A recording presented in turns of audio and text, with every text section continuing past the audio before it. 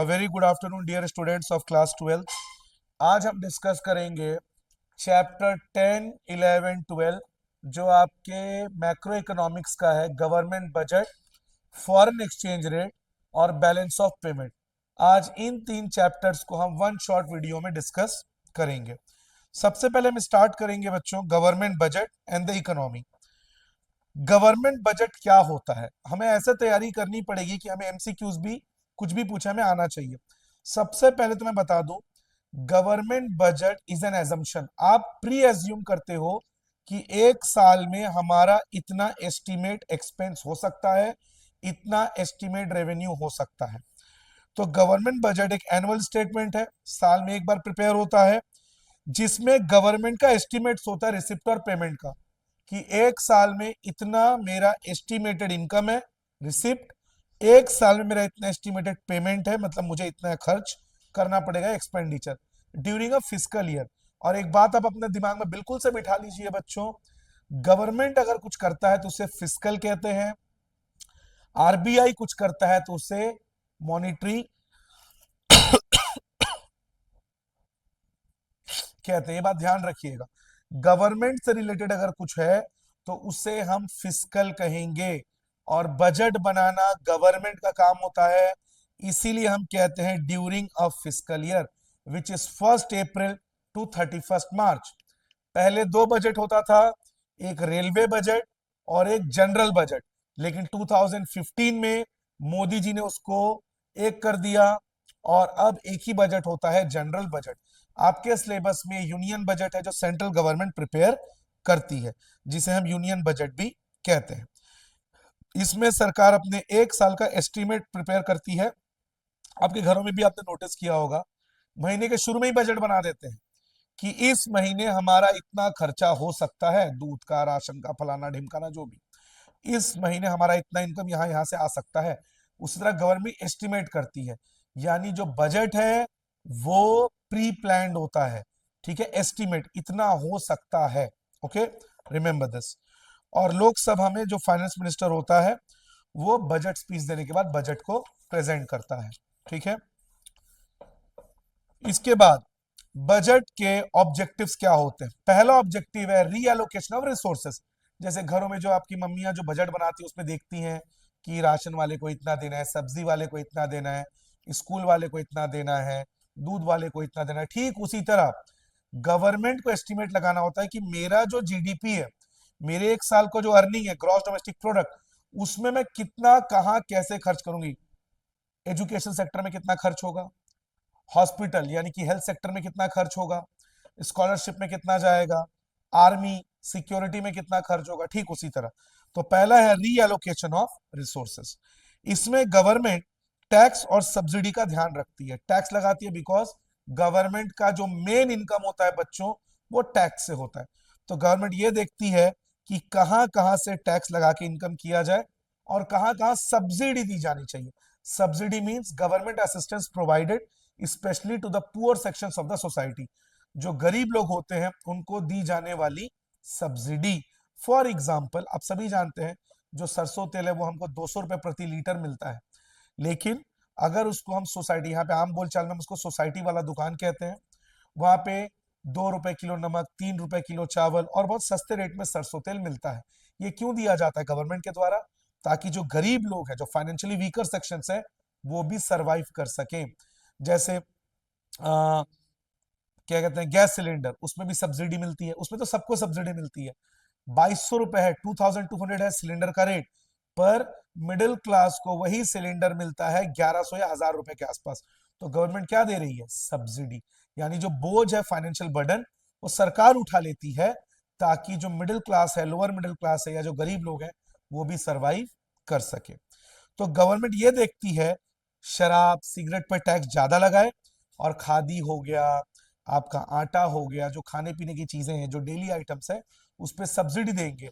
जैसे दवाई हो गई, इस पे सब्सिडी देकर उनका रेट कम किया जाए ताकि गरीब लोग भी सरवाइव कर सके। दूसरा, इसके अलावा पब्लिक गुड्स बनाने का काम भी सरकार का है। जैसे बहुत सारे स्टेट्स में गवर्नमेंट पीने का पानी, इलेक्ट्रिसिटी, नेशनल डिफेंस, आर्मी, इसको प्रोवाइड करने का काम सरकार करती है। इसे हम पब्लिक गुड्स कहते हैं। मेजोरिटी ऑफ स्टेट्स में पीने का पानी हो गया, हमारे घर में आने वाली इलेक्ट्रिसिटी हो गई, ये सब गवर्नमेंट प्रोवाइड करती है। तो ये किस में आ जाएगा? Public goods. पब्लिक गुड्स कौन से गुड्स होते हैं बच्चों? पब्लिक गुड्स वो गुड्स होते हैं जो कलेक्टिवली कंज्यूम हो। Try to understand, collectively consume और इंडिविजुअली कंज्यूम। मैं दुकान जाके एक कोल्ड ड्रिंक की बोतल खरीदता हूँ और उसको मैं पीता हूँ, तो मैं, अब आप बोलोगे सर आप तो दोस्तों के साथ शेयर कर सकते हो, वो तो हाइपोथेटिकल चीज होगी। नॉर्मली मैंने कोल्ड ड्रिंक लिया, पी लिया, मैंने इंडिविजुअली मैंने कंज्यूम किया। पिक्चर का टिकट लिया, मैंने इंडिविजुअली मूवी देखा, तो वो पब्लिक गुड्स नहीं है। पब्लिक गुड्स वो है जो कलेक्टिवली लोग कंज्यूम करते हैं। जैसे फॉर एग्जाम्पल अगर हम देखा जाए, पब्लिक गुड्स का पहला फीचर है नॉन रिवलरस, यानी कि किसी एक कंज्यूमर को ये लिमिटेड नहीं है। जैसे पब्लिक पार्क, कोई भी जाति का हो, कोई भी धर्म का हो, वो जा सकता है। ट्रेन, ट्रेन भी पब्लिक गुड्स में आएगा। ट्रेन में ट्रैवल कोई भी कर सकता है। वो अलग बात है कि लोग बिना टिकट के भी ट्रैवल करते हैं, लेकिन किसी भी जाति या धर्म के लोग ट्रेन में ट्रैवल कर सकते हैं। तो ये है पब्लिक गुड्स, जिसमें पहला है नॉन रिवलरस, यानी कि हर किसी को अवेलेबल है, और नॉन एक्सक्लूडेबल। इसका मतलब कई लोग जो पेमेंट नहीं भी देते वो भी पब्लिक गुड्स में ट्रैवल कर सकते हैं। जैसे ट्रेन, कई लोग बिना टिकट के ट्रेन में ट्रैवल करते हैं, लेकिन मुझे बताइए क्या एरोप्लेन में पॉसिबल है, फ्लाइट में क्या ये पॉसिबल है कोई बिना टिकट के ट्रैवल कर सके? तो जो आपका फ्लाइट है या फिर एविएशन इंडस्ट्री, वो पब्लिक गुड्स के अंडर में नहीं आएगा। तो जो लोग बिना पैसे दिए पब्लिक गुड्स को एंजॉय करते हैं उन्हें फ्री राइडर कहते हैं। कई लोग इलेक्ट्रिसिटी भी वो जो हुक फंसा देते हैं और फ्री की बिजली लेते हैं, वो भी किस में आ जाएगा? Public goods. बिना पैसे दिए आप इलेक्ट्रिसिटी का यूज कर रहे हैं, तो ये होता है पब्लिक गुड्स। और प्राइवेट गुड्स, प्राइवेट गुड्स उसी को मिलेगा जो उसका पेमेंट करेगा। जैसे चॉकलेट, चॉकलेट उसी को मिलेगा जो पैसा देकर उसको खरीदेगा। फ्लाइट में वही ट्रैवल कर सकता है जो पैसा देकर उसमें बैठेगा। एक बार पॉज करना। पब्लिक गुड्स और प्राइवेट गुड्स में ये फर्क है। अब मुझे एक बात बताइए बच्चों, for example Apollo hospital, Apollo hospital क्या पब्लिक गुड्स में आएगा, पब्लिक सर्विस में आएगा? नहीं। इस हॉस्पिटल में उसी का इलाज होगा जो उसका पेमेंट देगा। लेकिन जो सरकारी हॉस्पिटल है उसमें क्या वो प्राइवेट गुड्स में आएगा? नहीं। आप बिना पे, वहां तो फ्री में इलाज होता है। वो इस अस्पताल ही इसलिए है ताकि सरकार उसका खर्चा उठा रही है। तो जितने भी सरकारी हॉस्पिटल है, सरकारी स्कूल है, वो सब पब्लिक गुड्स और सर्विस में आएगा। ठीक है, ध्यान रखिएगा। इसके बाद ये तो पहला फीचर हो गया रीएलोकेशन ऑफ रिसोर्सेस, कि किस में कितना टैक्स लगाना है, किसको कितनी सब्सिडी देनी है, किस स्टेट में नया एम्स, नया सरकारी हॉस्पिटल खुलेगा, किस स्टेट में नया अस्पताल खुलेगा, ये सारी चीजें। दूसरा है reducing inequality in income and wealth, अमीर और गरीब के बीच में जो गल्फ है, जो खाई है, उसको कम करना। कैसे कम करेंगे? अमीरों पे टैक्स ज्यादा लगाएंगे और गरीबों पे टैक्स कम लगाएंगे, ताकि जो रिच और पुअर का जो गल्फ है, जो गैप है, वो कम हो सके। जैसे मोदी जी ने उज्ज्वला गैस योजना, आपने सुना होगा, जो गांव की गरीब औरतें हैं पहले उनको अपने घरों में चूल्हा जलाने के लिए वो फूंक मारना पड़ता था, जैसे उनके लंग्स पे और हेल्थ पे बहुत बुरा असर पड़ता था। लेकिन मोदी जी ने उज्ज्वला गैस योजना नाम से आज गांव में जो रूरल वुमेन है उनको फ्री एलपीजी कनेक्शन दिया। ये क्यों दिया? ताकि जो गरीब लोग हैं वो भी एलपीजी का यूज कर सके और अमीर और गरीब में फर्क खत्म हो जाए कि अमीर लोग गैस यूज करते हैं और गरीब लोग सिगड़ी जलाते हैं। इसका मतलब फ्री का एलपीजी कनेक्शन देना, ये एक बजट का ऑब्जेक्टिव है, जो किस पॉइंट के अंडर में आएगा? Reducing the inequality of rich and poor. ठीक है। तीसरा इकोनॉमिक स्टेबिलिटी, स्टेबिलिटी मींस देश में जो जीडीपी इंडेक्स है, जो इन्फ्लेशनरी इंडेक्स है, उसको कंट्रोल में रखना, कि देश में इन्फ्लेशन यानी महंगाई बहुत ज्यादा ना हो। सरकार ये देखती है, जैसे आज से 4 या 5 साल पहले जो प्याज था, ऑनियन थे, उसके रेट्स बहुत ज्यादा स्काई रॉकेट हो गए थे, 100 रुपए टच करने वाला था। लेकिन तब गवर्नमेंट ने टर्की से प्याज खरीदा और सरकारी मंडियों में, गवर्नमेंट मार्केट्स में उसको बेचा, जिससे प्याज का रेट कम में लोगों को मिलने लगा। तो गवर्नमेंट इस तरह से कई सारे स्टेप्स लेती है, रुपी को कंट्रोल करना, डॉलर को कंट्रोल करना आरबीआई के थ्रू, ताकि देश में महंगाई काबू में रहे। और डिफ्लेशन, जब मार्केट में चीजों का रेट बहुत डाउन हो गया है, मतलब प्रोड्यूसर को अपनी लागत नहीं मिल पा रही, प्रोड्यूसर प्रॉफिट नहीं कमा पा रहा, तब भी गवर्नमेंट देखती है कि डिमांड बढ़े। जैसे आज से कुछ सालों पहले छत्तीसगढ़ में जो फ्लैट्स बने हुए थे रेडीमेड, वो बिक नहीं रहे थे, तो गवर्नमेंट ने टैक्स को कुछ कम किया, जिससे घरों का रेट कम हुआ और धड़ाधड़ सारे घर बिक गए। तो इन्फ्लेशन डिफ्लेशन, इन्फ्लेशन में सरकार देखती है महंगाई कम हो, डिमांड कम हो, और डिफ्लेशन में सरकार देखती है कि रेट्स बढ़े, मार्केट में पैसा आए, डिमांड बढ़े। ये सब सरकार का काम है with the help of budget. Fourth, management of public enterprise, यानी कि आप 11th में जो आपने पढ़ा था गवर्नमेंट अंडरटेकिंग, जैसे आपका एनटीपीसी हो गया, रेलवे हो गया, एसीसीएल हो गया, जितने भी गवर्नमेंट कंपनीज हैं, उन गवर्नमेंट कंपनीज को मैनेज करना, ये भी किसका काम है? गवर्नमेंट का, with the help of budget. जैसे हर साल बजट में देखना पड़ता है कि किस स्टेट में नया ट्रेन आएगा, कौन सा ट्रेन किधर से जाएगा, कौन सा नया स्टॉपेजेस जोड़ा जा सकता है, ये सारी चीजें। इसके अलावा नया कोयला खदान कहाँ खुलेगा, जॉब्स क्रिएट करना, ये सब इसमें आ जाएगा। अब एक क्वेश्चन आता है बच्चों, नेचुरल मोनोपोली क्या होता है? What do you mean by natural monopoly? Natural monopoly का मतलब जब कोई एक सिंगल फर्म बहुत लो कॉस्ट में गुड्स प्रोड्यूस करे, तो उसे हम कहते हैं नेचुरल मोनोपोली। रेलवे, आज भी लॉन्ग डिस्टेंस में रेलवे का कोई सब्सटीट्यूट या कंपटीशन नहीं है। क्यों? क्योंकि अगर आप एविएशन इंडस्ट्री में जाएं, फ्लाइट्स वाले इंडस्ट्री में आप जाएं, विस्तारा है, जेट है, इंडिगो है, एयर इंडिया, कितने सारे ऑप्शंस है। लेकिन इंडियन रेलवे में क्या कोई प्राइवेट कंपनी है जो ट्रेन चला रही है? नहीं, इंडियन रेलवे ही मैनेज करी, जो कि गवर्नमेंट के अंडर में आता है। तो ये नेचुरल मोनोपोली है। ये क्यों किया गया? अगर रेलवेज को भी प्राइवेटाइज कर दिया गया, मोनोपोली हटा दिया गया, तो आम आदमी रेलवे में ट्रेवल नहीं कर पाएगा। जो प्लेटफॉर्म टिकट आज आपको 10-20 रुपए मिलता है, वो 100 रुपए को टच कर जाएगा, तब बहुत मुश्किल हो जाएगा मिडिल क्लास और लोअर मिडिल क्लास के लिए ट्रेन में ट्रैवल करना। आप सभी जानते हैं एविएशन इंडस्ट्री कितना महंगा है। तो नेचुरल मोनोपोली का एग्जांपल है पोस्ट ऑफिस, रेलवे, ठीक है, ये सब। इलेक्ट्रिसिटी, आज कई कई स्टेट्स में रिलायंस भी इलेक्ट्रिसिटी प्रोवाइड करता है, गवर्नमेंट भी। पर रिलायंस महंगा इलेक्ट्रिसिटी प्रोवाइड करता है, गवर्नमेंट चीप कॉस्ट में प्रोड्यूस करता है। तो नेचुरल मोनोपोली का मतलब जब कोई सिंगल कंपनी अपने कंपटीटर्स के कंपैरिजन में बहुत लो कॉस्ट में माल बेचे, उसे कहते हैं natural monopoly. Example Indian railway. इसके बाद इकोनॉमिक ग्रोथ। इकोनॉमिक ग्रोथ क्या होता है? देश में नई इंडस्ट्रीज खुले, देश का जीडीपी आगे बढ़े, देश में नई नई इंडस्ट्रीज आए, नए अस्पताल खुले, फैक्ट्रीज ओपन हो, डैम्स बने, ब्रिजेस बने, लोगों का इनकम बूस्टअप हो, देश में ज्यादा से ज्यादा फॉरेन एक्सचेंज आए, ज्यादा से ज्यादा फॉरेन कंपनियां भारत आके व्यापार करें, तो ये सब किसके में आ जाएगा? Economic growth. और इसके लिए गवर्नमेंट को भी एक्सपेंस करना पड़ेगा, सरकार को डैम। अब सोचिए, बुलेट ट्रेन भारत में शुरू होने वाला है आज से 1-2 सालों में, तो बुलेट ट्रेन का जो काम चल रहा है, जो ट्रैक्स बन रहे हैं, क्या इससे लोगों को रोजगार नहीं मिल रहा है? क्या इससे देश में डेवलपमेंट नहीं आएगा? बुलेट ट्रेन का जो कॉरिडोर है, वहां पे जब स्टेशन में लोग ट्रैवल करेंगे, खरीदारी होगी, तो ये सब गवर्नमेंट का काम है। जैसे अभी आपको पता है महाकुंभ जो अभी हमारे यूपी में शुरू होने वाला है, जिसमें उम्मीद है कुछ 40 करोड़ लोग उस एक महीने के दौरान यूपी में ट्रैवल करेंगे। तो अगर गवर्नमेंट ने उस समय कोई एक्सपेंस ना किया, जैसे अभी यूपी गवर्नमेंट ने बहुत एक्सपेंडिचर किया है, सड़कें चौड़ी की गई, घर बनाए गए, होटलों को अच्छा किया गया, रिनोवेशन हुआ, नदियों को साफ किया गया, अगर गवर्नमेंट एक्सपेंस नहीं करती, तो लोग खराब फैसिलिटी देकर वहां पे नहीं आते। तो आज गवर्नमेंट एक्सपेंडिचर के कारण लोग वहां आएंगे, रुकेंगे, कितना खर्च होगा, यूपी का इकोनॉमी कितना आगे बढ़ेगा।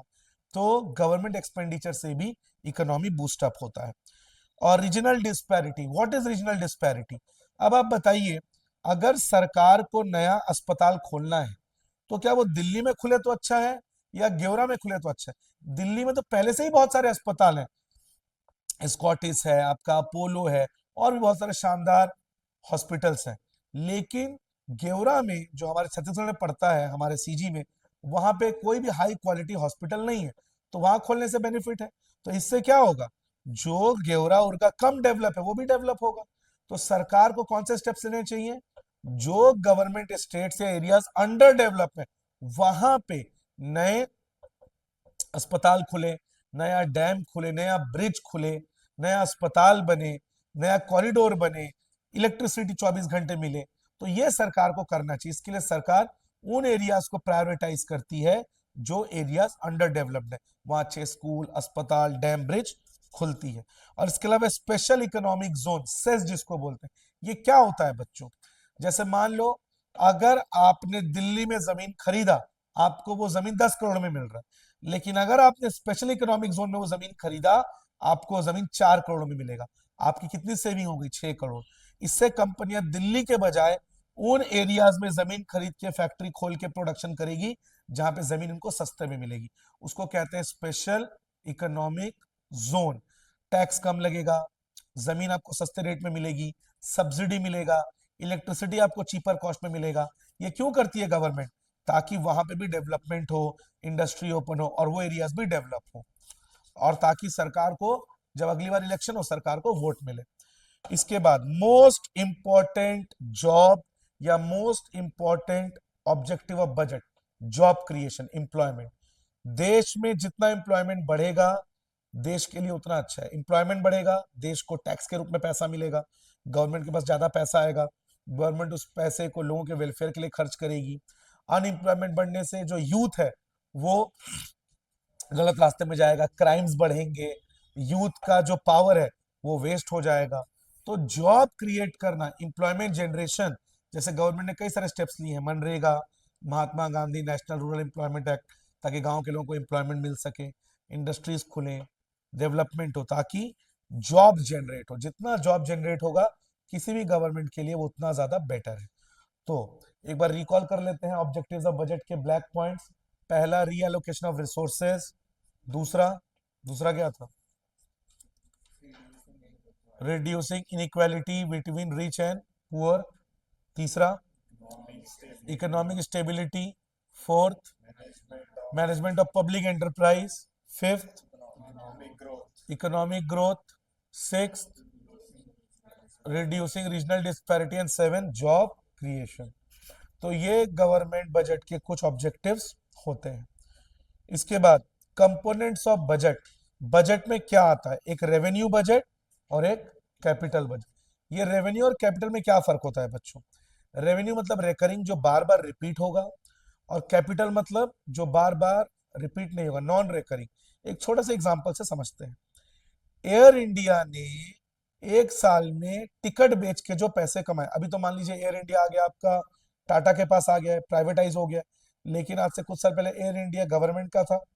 तो मान लीजिए एयर इंडिया ने एक साल में अपने फ्लाइट के टिकट्स बेचकर जो कमाया वो रेवेन्यू बजट में आएगा, ठीक है। लेकिन सरकार ने एयर इंडिया को बेच दिया किसी को, क्या वो रेवेन्यू बजट में आएगा? वो कैपिटल बजट में आएगा। तो जो बार बार रिपीट हो वो रेवेन्यू में आएगा, जो बार बार रिपीट ना हो वो कैपिटल बजट में आएगा, ठीक है। रेवेन्यू का क्या मतलब होता है? Revenue, the earning of the government. एक होता है रेवेन्यू एक्सपेंडिचर, एक होता है रेवेन्यू रिसिप्ट। रेवेन्यू रिसिप्ट मतलब सरकार ने एक साल में क्या कमाया, और रेवेन्यू एक्सपेंडिचर मतलब सरकार ने एक साल में क्या खर्च किया। तो revenue budget is the statement of estimated revenue receipt and revenue payment during a fiscal year. एक साल में सरकार ने कितने पैसे कमाए और एक साल में सरकार ने कितने पैसे खर्चे। और कैपिटल में क्या आ जाएगा? जहां पे बात एसेट और लाइबिलिटी की हो, ध्यान रखिए। एसेट, सरकार ने जमीन खरीद ली, सरकार ने जमीन बेच दिया, सरकार ने अपना कोई ऑर्गेनाइजेशन जैसे एनटीपीसी रेलवे बेच दिया। तो जब मैं बात करूं एसेट या लाइबिलिटी, सरकार ने लोन ले लिया, तो समझ लीजिए वो कैपिटल में आ जाएगा। लेकिन अगर मैं एसेट और लाइबिलिटी की बात ना करूं तो वो रेवेन्यू में आएगा, ठीक है। ध्यान रखिएगा। वंस मोर, अगर सरकार में मैं बात कर रहा हूं लोन यानी लाइबिलिटी और एसेट की, तो वो कैपिटल बजट का पार्ट है। लेकिन अगर मैं लोन और एसेट की बात नहीं कर रहा हूं तो वो रेवेन्यू बजट का पार्ट है। कैपिटल बजट क्या है? It is the annual statement of the estimated capital receipt and capital payment. चलिए एक एग्जांपल लेते हैं। कैपिटल रिसिप्ट, जैसे गवर्नमेंट ने एयर इंडिया को बेच दिया, बहुत पैसे मिले गवर्नमेंट को टाटा से, क्या कहलाएगा वो? Capital receipt. गवर्नमेंट ने बाल्को कंपनी, जो कि गवर्नमेंट का था, उसको वेदांता को बेच दिया, क्या कहलाएगा वो? Capital receipt. यानी अपनी प्रॉपर्टी बेचकर जो सरकार कमाए उसे कहेंगे कैपिटल रिसिप्ट। इंडिया ने वर्ल्ड बैंक से $2 बिलियन का लोन लिया, क्या कहलाएगा ये? Capital receipt. ठीक है, सिंपल वर्ड से ऐसे समझिए, अगर सरकार का एसेट कम हुआ या सरकार का लायबिलिटी बढ़ा तो वो कैपिटल रिसिप्ट है। जैसे प्रॉपर्टी बेचने से सरकार का एयर इंडिया और बाल्को नाम का सरकार का एसेट कम हो गया, तो क्या हो गया? वो कैपिटल रिसिप्ट। सरकार ने वर्ल्ड बैंक से लोन लिया, सरकार के ऊपर लायबिलिटी बढ़ गया, क्या कहलाएगा वो? Capital receipt. ठीक है, रेवेन्यू रिसिप्ट, एयर इंडिया का टिकट बेच के जो कमाया, रेवेन्यू रिसिप्ट। एनटीपीसी ने कोयला बेच के जो कमाया, रेवेन्यू रिसिप्ट। इंडियन रेलवे ने एक साल में टिकट बेच के जो कमाया, रेवेन्यू रिसिप्ट। और रेवेन्यू रिसिप्ट में ना सरकार का कोई एसेट कम होता है, ना सरकार के ऊपर कोई लायबिलिटी बढ़ता है, क्या कहेंगे इसको? Revenue receipt. अब एग्जांपल ले लेते हैं कैपिटल एक्सपेंडिचर और रेवेन्यू एक्सपेंडिचर। अगर सरकार का एसेट बढ़ता है या लायबिलिटी कम होता है, क्या कहेंगे उसको? Capital expenditure. सरकार ने वर्ल्ड बैंक से लिया हुआ लोन $2 बिलियन का रिटर्न कर दिया, क्या कहलाएगा ये? Capital expenditure. क्यों? सरकार का लायबिलिटी जो लोन लेने पे बढ़ा था वो कम हो गया। सरकार ने एक नया मेट्रो रेलवे का प्रोजेक्ट बनाया तो सरकार का एसेट बढ़ गया, क्या कहलाएगा वो? Capital expenditure. सरकार बुलेट ट्रेन बना रही है, क्या कहलाएगा वो? Capital expenditure. और रेवेन्यू एक्सपेंडिचर जो रेकरिंग होते हैं, बार बार रिपीट होते हैं, लेकिन सरकार के ऊपर कोई एसेट नहीं बढ़ता। फॉर एग्जाम्पल, सरकार अपने लोगों को सैलरी दे रही है, सरकार लोन का इंटरेस्ट दे रही है पर मंथ, सरकार अपने वर्कर्स को सैलरी और वेजेस दे रही है, क्या इससे सरकार का कोई एसेट बढ़ेगा? नहीं। तो क्या एग्जांपल है इसका? Revenue expenditure. एक फाइनल एग्जांपल ले लेते हैं, इंडियन गवर्नमेंट ने नया एक प्लेटफॉर्म और एक रेलवे ट्रेन लॉन्च किया, तो ये किस में आ जाएगा? Capital expenditure. लेकिन अपने ट्रेन में काम करने वाले लोगों को गवर्नमेंट सैलरी दे रही है, तो किस में आ जाएगा वो? Revenue expenditure. तो ये मैंने आपको समझा दिया, रेवेन्यू और कैपिटल का एक्सपेंडिचर भी और आपका रेवेन्यू सॉरी रिसिप्ट भी। अब आता है बच्चों, सरकार रेवेन्यू रिसिप्ट में दो तरीकों से पैसे कमाती है, एक टैक्स और एक नॉन टैक्स। अब इसको देखेंगे, पॉज करना एक बार, कीप क्वाइट। तो सबसे पहले टैक्स, सरकार टैक्स से जो पैसा कमाएगी वो टैक्स के अंडर में आएगा, और बिना टैक्स लगाए जो सरकार की इनकम होती है उसे कहेंगे नॉन टैक्स रेवेन्यू। टैक्स, सरकार जो अलग अलग टैक्स लगाती है, टैक्स एक यूनिलैटरल कंपोनेंट है, ध्यान रखिएगा, आता है एमसीक्यू में। टैक्स बाइलैटरल है या यूनिलैटरल? टैक्स यूनिलैटरल है, बिकॉज टैक्स के बदले सरकार पर्टिकुलरली आपके लिए कुछ नहीं करती है। अब आप बोलेंगे सर, सरकार तो डैम बना रही है, ब्रिज बना रही है, लेकिन क्या पर्टिकुलरली उस काम के लिए टैक्स ले रही है सरकार? नहीं। जैसे आपने दुकान गए, आप दुकान में 100 रुपए देके एक बुक खरीदे, आपने 100 रुपए दिया तो आपको बदले में बुक मिला, तो ये टू साइडेड है, क्योंकि उसी 100 रुपए के बदले आपको बुक मिला। लेकिन टैक्स पे करना वन साइडेड क्यों है? बिकॉज टैक्स पे करने पे आपको इंडिविजुअली या पर्टिकुलरली कोई बेनिफिट नहीं मिल रहा है, आपको जो बेनिफिट मिल रहा है वो कलेक्टिवली मिल रहा है। समझ गए? जो अच्छी सड़क बनाई गई है तो वो अच्छी सड़क पे आपको वो सभी को मिल रहा है। तो टैक्स एक वन साइडेड पेमेंट है जो लोग बिना किसी डायरेक्ट बेनिफिट के कमा रहे हैं। जैसे आप मुझे फीस देते हो, मैं आपको पढ़ा रहा हूं, तो डायरेक्ट बेनिफिट है। तो यहां पे ये जो एजुकेशन और फीस है ये टू साइडेड है, लेकिन जो टैक्स है वो वन साइडेड है, क्योंकि इसमें आपको कलेक्टिव बेनिफिट मिलता है, डायरेक्ट बेनिफिट नहीं मिलता। तो ध्यान रखिएगा, tax is a unilateral concept. इसके अलावा tax is one sided payment, आपको टैक्स देना ही है। हाँ, कई लोग होते हैं जो इनकम टैक्स नहीं भरते, टैक्स की इवेजन करते, टैक्स की चोरी करते हैं, बट जो इनडायरेक्ट टैक्स है उससे कोई बच नहीं सकता। आपने एक पैकेट आटा खरीदा, अगर आटे में जीएसटी लगा है 5% या 6%, आपको देना ही पड़ेगा, चाहे आप अमीर हो गरीब हो, आप उससे बच नहीं सकते। एंटरटेनमेंट टैक्स, आप पिक्चर देखने गए, एंटरटेनमेंट टैक्स है 50 रुपए, आपको देना ही पड़ेगा, चाहे आप अमीर हो या गरीब हो।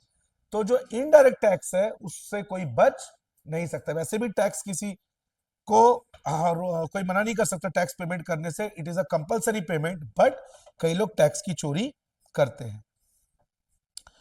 और टैक्स सरकार का मेन इनकम है, ध्यान रखिएगा, जो टैक्स है वो गवर्नमेंट का मेन सोर्स ऑफ इनकम है। ठीक है, दो प्रकार के टैक्स होते हैं, एक होता है डायरेक्ट टैक्स और एक होता है इनडायरेक्ट टैक्स। इसके बीच का डिफरेंस वेरी वेरी इंपॉर्टेंट, ये एग्जाम में बहुत आता है। डायरेक्ट टैक्स और इनडायरेक्ट टैक्स में क्या डिफरेंस है?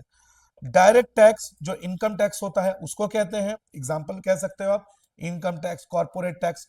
कॉर्पोरेट टैक्स बड़े बड़े बिजनेस हाउसेस पे लगता है, जैसे रिलायंस हो गया, टाटा हो गया। इनकम टैक्स इंडिविजुअल्स पे लगता है, जैसे आपके मम्मी पापा के ऊपर लगता है जो वो इनकम कर रहे हैं। इनडायरेक्ट टैक्स ये गुड्स और सर्विस पे लगता है। जीएसटी बोल सकते हो, जैसे आटे पे लगने वाला जीएसटी, सरसों तेल में लगने वाला जीएसटी, आप जो गाड़ी खरीद रहे हो उसमें लगने वाला जीएसटी। तो ये डायरेक्ट टैक्स के बर्डन को आप ट्रांसफर नहीं कर सकते। अगर इनकम टैक्स आपका 30,000 है, वो आप ही को देना है, आप उसको किसी और से पे नहीं करवा सकते। लेकिन इनडायरेक्ट टैक्स के बर्डन को शिफ्ट किया जा सकता है। इनडायरेक्ट टैक्स के बर्डन को कैसे शिफ्ट किया जा सकता है? मान लीजिए गवर्नमेंट ने एंटरटेनमेंट टैक्स बढ़ा दिया, तो जो थिएटर ओनर्स है उनको ज्यादा टैक्स देना पड़ेगा। तो थिएटर ओनर क्या करेगा? टिकट के रेट को बढ़ा देगा। यानी गवर्नमेंट ने जो एंटरटेनमेंट टैक्स बढ़ाया उसको कवर करने के लिए किसके ऊपर टैक्स लगा दिया गया? आम जनता के टिकट के ऊपर, मतलब बर्डन को शिफ्ट कर दिया गया। ठीक है, जैसे किसी प्रोडक्ट का जीएसटी बढ़ गया तो उसका एमआरपी बढ़ा देगा दुकान। तो कहने का मतलब ये है, इनडायरेक्ट टैक्स का बर्डन शिफ्ट किया जा सकता है। डायरेक्ट टैक्स प्रोग्रेसिव होता है। क्यों प्रोग्रेसिव? बिकॉज डायरेक्ट टैक्स जो इनकम टैक्स के ऊपर होता है। अब इनकम टैक्स ज्यादा कमाने वालों के ऊपर ज्यादा लगेगा, कम कमाने वालों के ऊपर कम लगेगा। जैसे 6 लाख तक भारत में नो टैक्स है, अगर आप एक मर्द है तो 5 लाख तक नो टैक्स है, अगर आप फीमेल है तो 6 लाख तक नो टैक्स है। उसके बाद इनकम पे टैक्स लगता है। इसका मतलब कम कमाने वालों पे टैक्स कम है, ज्यादा कमाने वालों पे टैक्स ज्यादा है, जो कि सही भी है। लेकिन इनडायरेक्ट टैक्स रिग्रेसिव नेचर में है। क्यों? एक 1 लाख कमाने वाला भी 5% जीएसटी दे, एक 10,000 कमाने वाला भी 5% जीएसटी दे, क्या ये सही है? बिल्कुल भी सही नहीं है। तो इसीलिए इनडायरेक्ट टैक्स जो है वो रिग्रेसिव है नेचर में। ठीक है, और डायरेक्ट टैक्स का रीच लिमिटेड है, जैसे मैंने बताया कई लोग टैक्स की चोरी करते हैं। और इनडायरेक्ट टैक्स का रीच ज्यादा है, बिकॉज गांव वाले हो, कम पढ़े लिखे हो, कैसे भी हो, जीएसटी तो सबको देना पड़ेगा। तो डायरेक्ट टैक्स का रीच कम है, इनडायरेक्ट टैक्स का रीच ज्यादा है। डायरेक्ट टैक्स का एग्जांपल इनकम टैक्स और इनडायरेक्ट टैक्स का एग्जांपल जीएसटी।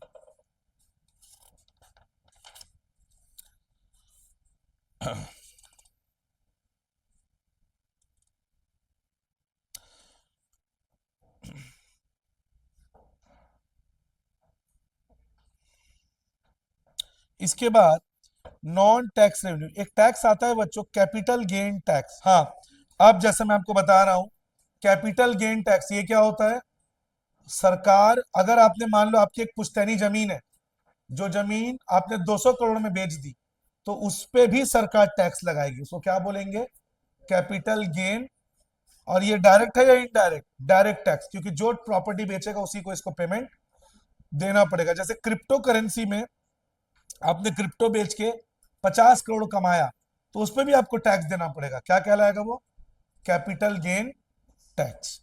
अब नॉन टैक्स रेवेन्यू, बिना टैक्स लगाए सरकार कहां कहां से पैसा कमाती है? Number one, interest. अगर सरकार ने किसी को लोन दिया है तो उस पर क्या मिलेगा? सरकार की कमाई। प्रॉफिट और डिविडेंड, सरकारी company LIC, Bharat heavy electricals limited, भेल, रेलवे, एनटीपीसी, उससे सरकार की होने वाली कमाई। या सरकार ने किसी कंपनी का शेयर खरीद के रखा है तो उससे मिलने वाला डिविडेंड। फीस, फीस समझते ही हो तुम लोग, रजिस्ट्रेशन फीस, कोई प्रॉपर्टी लोगे सरकार को रजिस्ट्री कराना पड़ेगा। Tax fee, weapon license, birth certificate, death certificate, इसके लिए तुम्हें सरकार को कुछ फीस देना पड़ता है। License fee, driving license, gun license. Penalty, जैसे तुमने रेड लाइट ब्रेक किया तो तुम पे पेनल्टी। कोरबा में तो छोटा शहर है, कुछ होता नहीं है। बड़े शहरों में अगर तुम ट्रैफिक सिग्नल ब्रेक किए और तुमको ट्रैफिक पुलिस नहीं भी पकड़ी, तुम्हारे घर में चालान आ जाएगा, बिकॉज सब इलेक्ट्रॉनिक रहता है वहां पे। तो वो भी सरकार की, कई बार ये लोग क्या बोलते हैं, भैया 50 रुपए तो चालान मत ले। क्यों? चालान अगर कटा तो पैसा किसके खजाने में जाएगा? सरकार के। तो एस चीट ये अलग से आता है। एस चीट क्या होता है? एस चीट, अगर कोई व्यक्ति बिना लीगल हायर के, बिना कानूनी वारिस के मर गया, तो उसकी प्रॉपर्टी सरकार कब्जा कर लेती है। क्या कहते हैं उसको? Escheat. If a person dies without a legal heir, legal executor, then his property is forfeited by the government, that is known as escheat। इसके अलावा गिफ्ट एंड ग्रांट, जैसे मोदी जी युगांडा गए, उनको 50 गाय गिफ्ट मिली। तो कोई भी अगर दूसरे देश से हमको गिफ्ट मिलता है, डोनेशन मिलता है, केरल में बाढ़ आई तो 5 करोड़ का डोनेशन मिला सऊदी अरब से, ये सब। इसके अलावा फॉरफीचर, अगर किसी ने अपना काम टाइम से नहीं किया, टैक्स नहीं दिया, सरकार उसकी प्रॉपर्टी पे जब्त कर लेती है, फॉरफिट कर लेती है, कॉन्फिस्केट कर लेती है, कब्जा कर लेती है। ये भी सरकार की इनकम है एक तरह से। और स्पेशल असेसमेंट, स्पेशल असेसमेंट क्या होता है? स्पेशल असेसमेंट का मतलब, अगर कोई व्यक्ति ने प्रॉपर्टी ली और उस प्रॉपर्टी का रेट सरकार की वजह से बढ़ गया, तो सरकार उसमें कुछ हिस्सा लेती है। उसको कहते हैं स्पेशल असेसमेंट। फॉर एग्जाम्पल, मान लो आपके दादा परदादा ने अयोध्या में सालों पहले जमीन ली थी, जिसका रेट 25 लाख था। लेकिन आपको पता है अभी अभी उसमें राम मंदिर बन चुका है। राम मंदिर बनने के बाद अयोध्या में आपकी जमीन की कीमत जो 25 लाख की थी, अब उसकी कीमत 2.5 करोड़ हो गई। तो आपका जो जमीन है वो क्यों बढ़ा? गवर्नमेंट ने वहां पे राम मंदिर को फॉर्म किया, इसकी वजह से आपका रेट बढ़ा आपकी जमीन का। तो सरकार उसमें कुछ हिस्सा लेगी। जैसे आपकी जमीन गांव में है, लेकिन वहां पे एयरपोर्ट बन गया। क्या बन गया? एयरपोर्ट। तो एयरपोर्ट बनने के कारण आपकी जमीन की कीमत बढ़ गई। क्या कहेंगे उसको? Special assessment. तो सरकार उसमें कुछ शेयर लेगी। अब टैक्स और नॉन टैक्स रेवेन्यू में क्या इनकम होता है? टैक्स मतलब टैक्स और ड्यूटी से सरकार की होने वाली कमाई। नॉन टैक्स मतलब अदर देन टैक्स से सरकार की होने वाली कमाई। टैक्स रेवेन्यू कंपलसरी पेमेंट है। नॉन टैक्स कंपलसरी पेमेंट, तुम अगर सर्विस ले रहे हो तो देना पड़ेगा। तुम अगर बर्थ सर्टिफिकेट बनवा रहे हो तो तुमको बर्थ सर्टिफिकेट का फीस देना पड़ेगा। तुम अगर वेपन रख रहे हो तो तुमको वेपन लाइसेंस का फीस देना पड़ेगा। तुम प्रॉपर्टी खरीद रहे हो तो तुमको उसका रजिस्ट्रेशन टैक्स देना पड़ेगा। लेकिन इनकम टैक्स तो देना ही पड़ेगा, या फिर से जीएसटी आपको देना ही पड़ेगा। टैक्स से आपको कोई डायरेक्ट बेनिफिट नहीं मिलता, लेकिन नॉन टैक्स से आपको डायरेक्ट बेनिफिट मिलता है। टैक्स रेवेन्यू के एग्जांपल जीएसटी, इनकम टैक्स, और नॉन टैक्स का लाइसेंस फी, सर्टिफिकेट फी, ये सब। इसके बाद डेप्ट क्रिएटिंग कैपिटल रिसिप्ट, नॉन डेप्ट क्रिएटिंग कैपिटल रिसिप्ट। डेप्ट क्रिएटिंग मतलब सरकार की ऐसी कमाई जिससे सरकार का लाइबिलिटी बढ़ जाएगा। सरकार ने वर्ल्ड बैंक से 5 करोड़ लोन लिया, सरकार के पास पैसे भी आए और सरकार का डेप्ट यानी लाइबिलिटी भी। डेप्ट क्रिएटिंग कैपिटल रिसिप्ट। और नॉन डेप्ट क्रिएटिंग कैपिटल रिसिप्ट, जैसे सरकार ने अपना कोई, जिसको क्या कहते हैं सरकार ने अपना प्रॉपर्टी बेच दिया, तो क्या सरकार के ऊपर कोई डेप्ट बढ़ेगा? क्या कहलाएगा ये? नॉन डेप्ट क्रिएटिंग कैपिटल। या फिर रिकवरी ऑफ लोन, सरकार ने किसी को लोन दिया था, वो लोन का पैसा सरकार को क्या कहलाएगा ये? नॉन डेप्ट क्रिएटिंग कैपिटल रिसिप्ट। और सरकार जब अपनी प्रॉपर्टी बेच दे उसको डिस इन्वेस्टमेंट कहते हैं। क्या कहते हैं? Disinvestment. अब रेवेन्यू रिसिप्ट और नॉन रेवेन्यू रिसिप्ट में या कैपिटल रिसिप्ट में डिफरेंस। रेवेन्यू रिसिप्ट मैंने क्या बोला था? ना सरकार का एसेट कम होगा, ना सरकार का लाइबिलिटी बढ़ेगा। जबकि कैपिटल रिसिप्ट, या तो गवर्नमेंट का एसेट डिक्रीज होगा या लाइबिलिटी इंक्रीज होगा। रेवेन्यू रिसिप्ट रेकरिंग होता है, रेगुलर इन नेचर, बार बार होगा, बार बार आप टिकट बेचोगे, बार बार कोयला बेचोगे। लेकिन capital receipt irregular in nature, bar bar air India, Balco ऐसी कंपनियां नहीं बिकेंगी। रेवेन्यू रिसिप्ट में आपको फ्यूचर में कुछ पेमेंट नहीं करना है।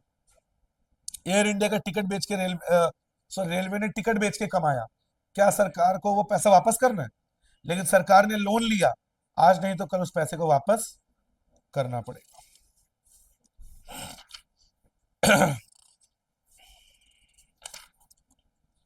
उसी तरह सेम रेवेन्यू एक्सपेंडिचर और कैपिटल एक्सपेंडिचर। रेवेन्यू एक्सपेंडिचर क्या होता है, ना सरकार के पास कोई एसेट आता है, ना सरकार का कोई लाइबिलिटी कम होता है। पर कैपिटल एक्सपेंडिचर, या तो सरकार का एसेट बढ़ेगा या सरकार का लाइबिलिटी कम होगा, डिक्रीज होगा। रेवेन्यू एक्सपेंडिचर रेकरिंग बार बार होगा, आपको अपने वर्कर को बार बार सैलरी देनी है, लोन का इंटरेस्ट बार बार देना है। लेकिन कैपिटल एक्सपेंडिचर नॉन रेकरिंग, सरकार हर साल नया ब्रिज नया डैम नहीं बनाएगी। रेवेन्यू एक्सपेंडिचर का एग्जांपल सैलरी, पेंशन। और capital expenditure repayment of loan, construction of bridge dam, acquisition of a new asset etcetera.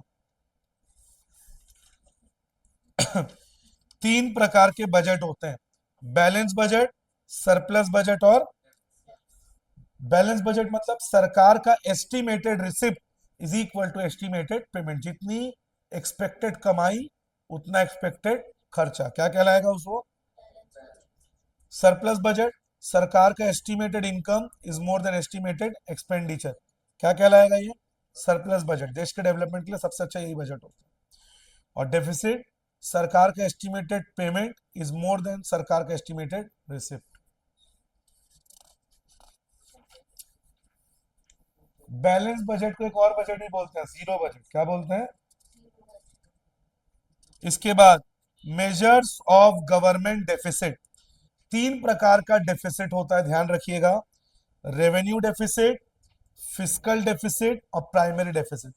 Three types of deficit are there, revenue deficit, fiscal deficit और primary deficit. Revenue deficit हम क्या समझते हैं, सरकार का estimated revenue expenditure is more than government estimated revenue receipt, मतलब सरकार का जो मेन इनकम एक्सपेक्टेड वो कम है और सरकार का जो एक्सपेक्टेड मेन खर्चा है वो ज्यादा है।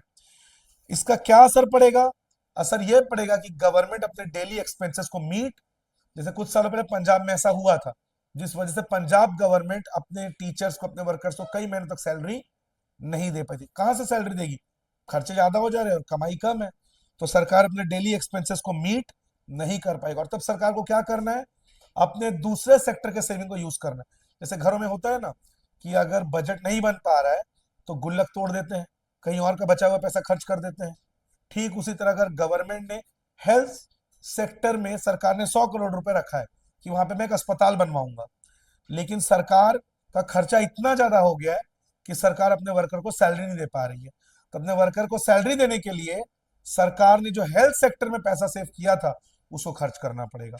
मतलब सरकार को दूसरे सेक्टर्स के इनकम को दूसरे जगह पे खर्च करना पड़ेगा। या फिर डिस इन्वेस्टमेंट, सरकार को अपनी प्रॉपर्टी बेचनी पड़ेगी ताकि उससे मिलने वाले पैसे से घर चलाया जा सके, मतलब खर्चे को खर्च पेमेंट किया जा सके। एयर इंडिया, जैसे बाल को बहुत ज्यादा लॉस में चला गया, वेदांता को बेच दी। एयर इंडिया इतने लॉस में चला गया, उसको टाटा को बेच दिया। डिस इन्वेस्टमेंट करना पड़ेगा। और एक इन्फ्लेशनरी गैप बन जाएगा जिसमें सरकार को एक लोन को चुकाने के लिए दूसरा लोन, दूसरे लोन को चुकाने के लिए, जो पाकिस्तान के साथ अभी हो रहा है, चाइना से लिया लोन अमेरिका से लेके चुका रहा है, अमेरिका को से लिया लोन रशिया से लेके चुका रहा है, मतलब एक लोन को चुकाने के लिए दूसरा लोन। तो एक इन्फ्लेशन ट्रैप में फंस जाएगा जिससे देश में महंगाई बहुत बढ़ जाएगी। इसको कम करने के लिए क्या करना चाहिए सरकार को, अपने एक्सपेंडिचर को, अपने एक्सपेंसेस को कम करना चाहिए और अपने रेवेन्यूज को बढ़ाना चाहिए।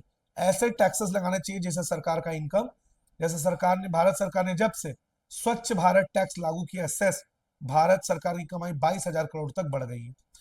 या फिर सरकार अपने खर्चों को कम कर दे।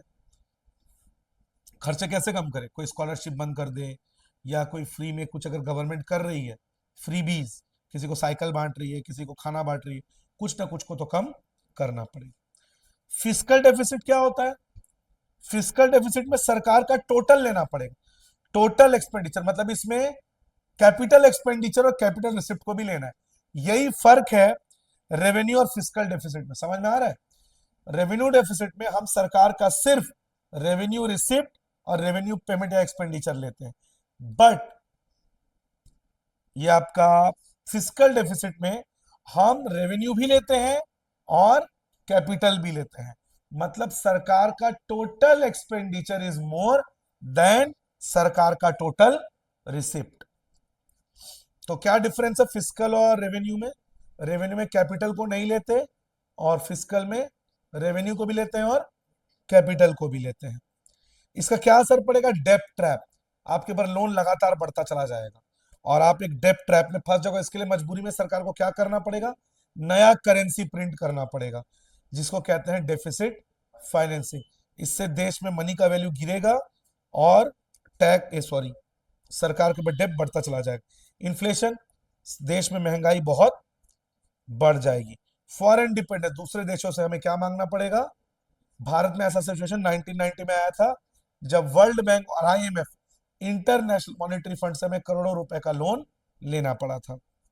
और ग्रोथ नहीं होगा। कैसे होगा ग्रोथ? देश जो भी कमा रहा है, पाकिस्तान में सालों से नया अस्पताल, नया डैम, नया ब्रिज नहीं बना। क्यों? पाकिस्तान के जीडीपी में जो भी कमाई आ रही है, वो पैसा, पॉज कर लो।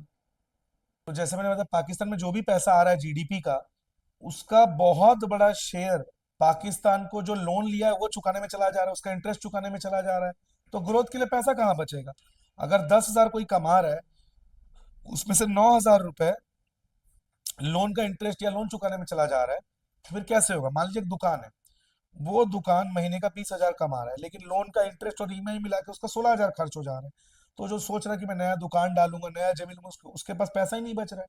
तो अगर देश के जीडीपी का पूरा पैसा लोन को रीपे करने में चला जाए, तो देश में नया अस्पताल, नया ब्रिज, नया डैम बनाने के लिए पैसा नहीं बचेगा, तो ग्रोथ नहीं होगा फ्यूचर। तो ये होता है आपका फिस्कल डेफिसिट, ठीक है। और फिस्कल डेफिसिट से हमें पता चलता है कि गवर्नमेंट को एक लिमिट के बाहर लोन नहीं लेना चाहिए, जो 3% है। 3% तक मैनेजेबल है, मतलब जितना आपका जीडीपी है उसका 3% तक फिस्कल डेफिसिट हो सकता है। उससे ज्यादा फिस्कल डेफिसिट हो गया तो गवर्नमेंट के लिए बहुत ज्यादा प्रॉब्लम्स क्रिएट हो जाएंगी। बिकॉज जितना ज्यादा फिस्कल डेफिसिट होगा, गवर्नमेंट उतना ज्यादा उसका फ्यूचर डेवलपमेंट हैम्पर होगा और इकोनॉमी के लिए वो बिल्कुल भी अच्छा नहीं है। 3% तक फिस्कल डेफिसिट मैनेज किया जा सकता है। और फिस्कल डेफिसिट को मैनेज करने के लिए सरकार को या तो लोन लेना पड़ेगा बैंकों से, या फिर दूसरे सेक्टर से लोन लेना पड़ेगा, फॉरेन गवर्नमेंट से, या डेफिसिट फाइनेंसिंग, नया करेंसी प्रिंट करना पड़ेगा, जिससे देश में मनी का वैल्यू डाउन होगा, होम करेंसी का, और महंगाई, इन्फ्लेशन बढ़ेगा। प्राइमरी डेफिसिट, अब ये प्राइमरी डेफिसिट क्या होता है? प्राइमरी डेफिसिट का मतलब fiscal deficit minus interest payment. मान लीजिए फिस्कल डेफिसिट 2,000 रुपए और मेरे ऊपर बैंक का इंटरेस्ट भी 2,000 है। 2,000 माइनस 2,000, इसका मतलब जो भी डेफिसिट है वो किसकी वजह से है? लोन की वजह से। तो अगर प्राइमरी डेफिसिट 0 है, ये देश के लिए बहुत ही अलार्मिंग सिचुएशन है, जो कि बिल्कुल भी नहीं होना चाहिए। यानी सरकार को जो भी लोन लेना पड़ रहा है वो सिर्फ इंटरेस्ट पेमेंट के लिए, तो ये सरकार के लिए बहुत ही अलार्मिंग सिचुएशन है। इससे बचने के लिए कहा जाता है जितना जल्दी हो सके लोन को क्या कर देना चाहिए? रीपे। अगर आप लोन को रीपे कर दोगे तो उसका इंटरेस्ट का पैसा बचेगा। मान लीजिए 1 लाख का लोन है, 10% उसका इंटरेस्ट, 5% उसका इंटरेस्ट है, एक साल में 12 महीने, 5,000 इंटू 12, 60,000। 60,000 इंटरेस्ट देना पड़ गया। अगर वो लोन पूरे एक साल बाद पटाया जाता, लेकिन उसी लोन को 2 महीने में रीपे कर दिया, 5,000, 1 लाख का 5%, 5,000, और 5,000 इंटू तो 10,000। कहां पे इंटरेस्ट था 60,000, कहां पे इंटरेस्ट देना पड़ा सिर्फ 10,000। 50,000 रुपीज का इंटरेस्ट बच गया। उस पैसे को कहीं और लगाया जा सकता था डेवलपमेंट के लिए। इसीलिए इकोनॉमिस्ट ये सजेशन देते हैं लोन जितना जल्दी हो सके रीपे हो जाना चाहिए। अगर प्राइमरी डेफिसिट 0 है, विच मींस गवर्नमेंट के ऊपर बहुत ज्यादा डेप्ट है, जिसको चुकाने के लिए सरकार को और लोन लेना पड़ रहा है, जो कि बिल्कुल भी सही नहीं है। So it is suggested that the loan should be repaid as quickly as possible. और प्राइमरी डेफिसिट ही रूट कॉज है फिस्कल डेफिसिट का, बिकॉज लोन का इंटरेस्ट पटाने के लिए ही आपको दूसरा लोन लेना पड़ता है। जो इसके न्यूमेरिकल्स है बच्चों, वो आज वाली क्लास में हम नहीं करेंगे। न्यूमेरिकल्स के लिए मैं एक अलग वीडियो बनाऊंगा। बाकी थ्योरेटिकल इस लेसन का मैंने 10th लेसन आपका जो थ्योरी वाला पार्ट है वो मैंने आपका करवा दिया है। Lesson number 10, government budget. देखते हैं इसमें पावर बूस्टर है कि नहीं।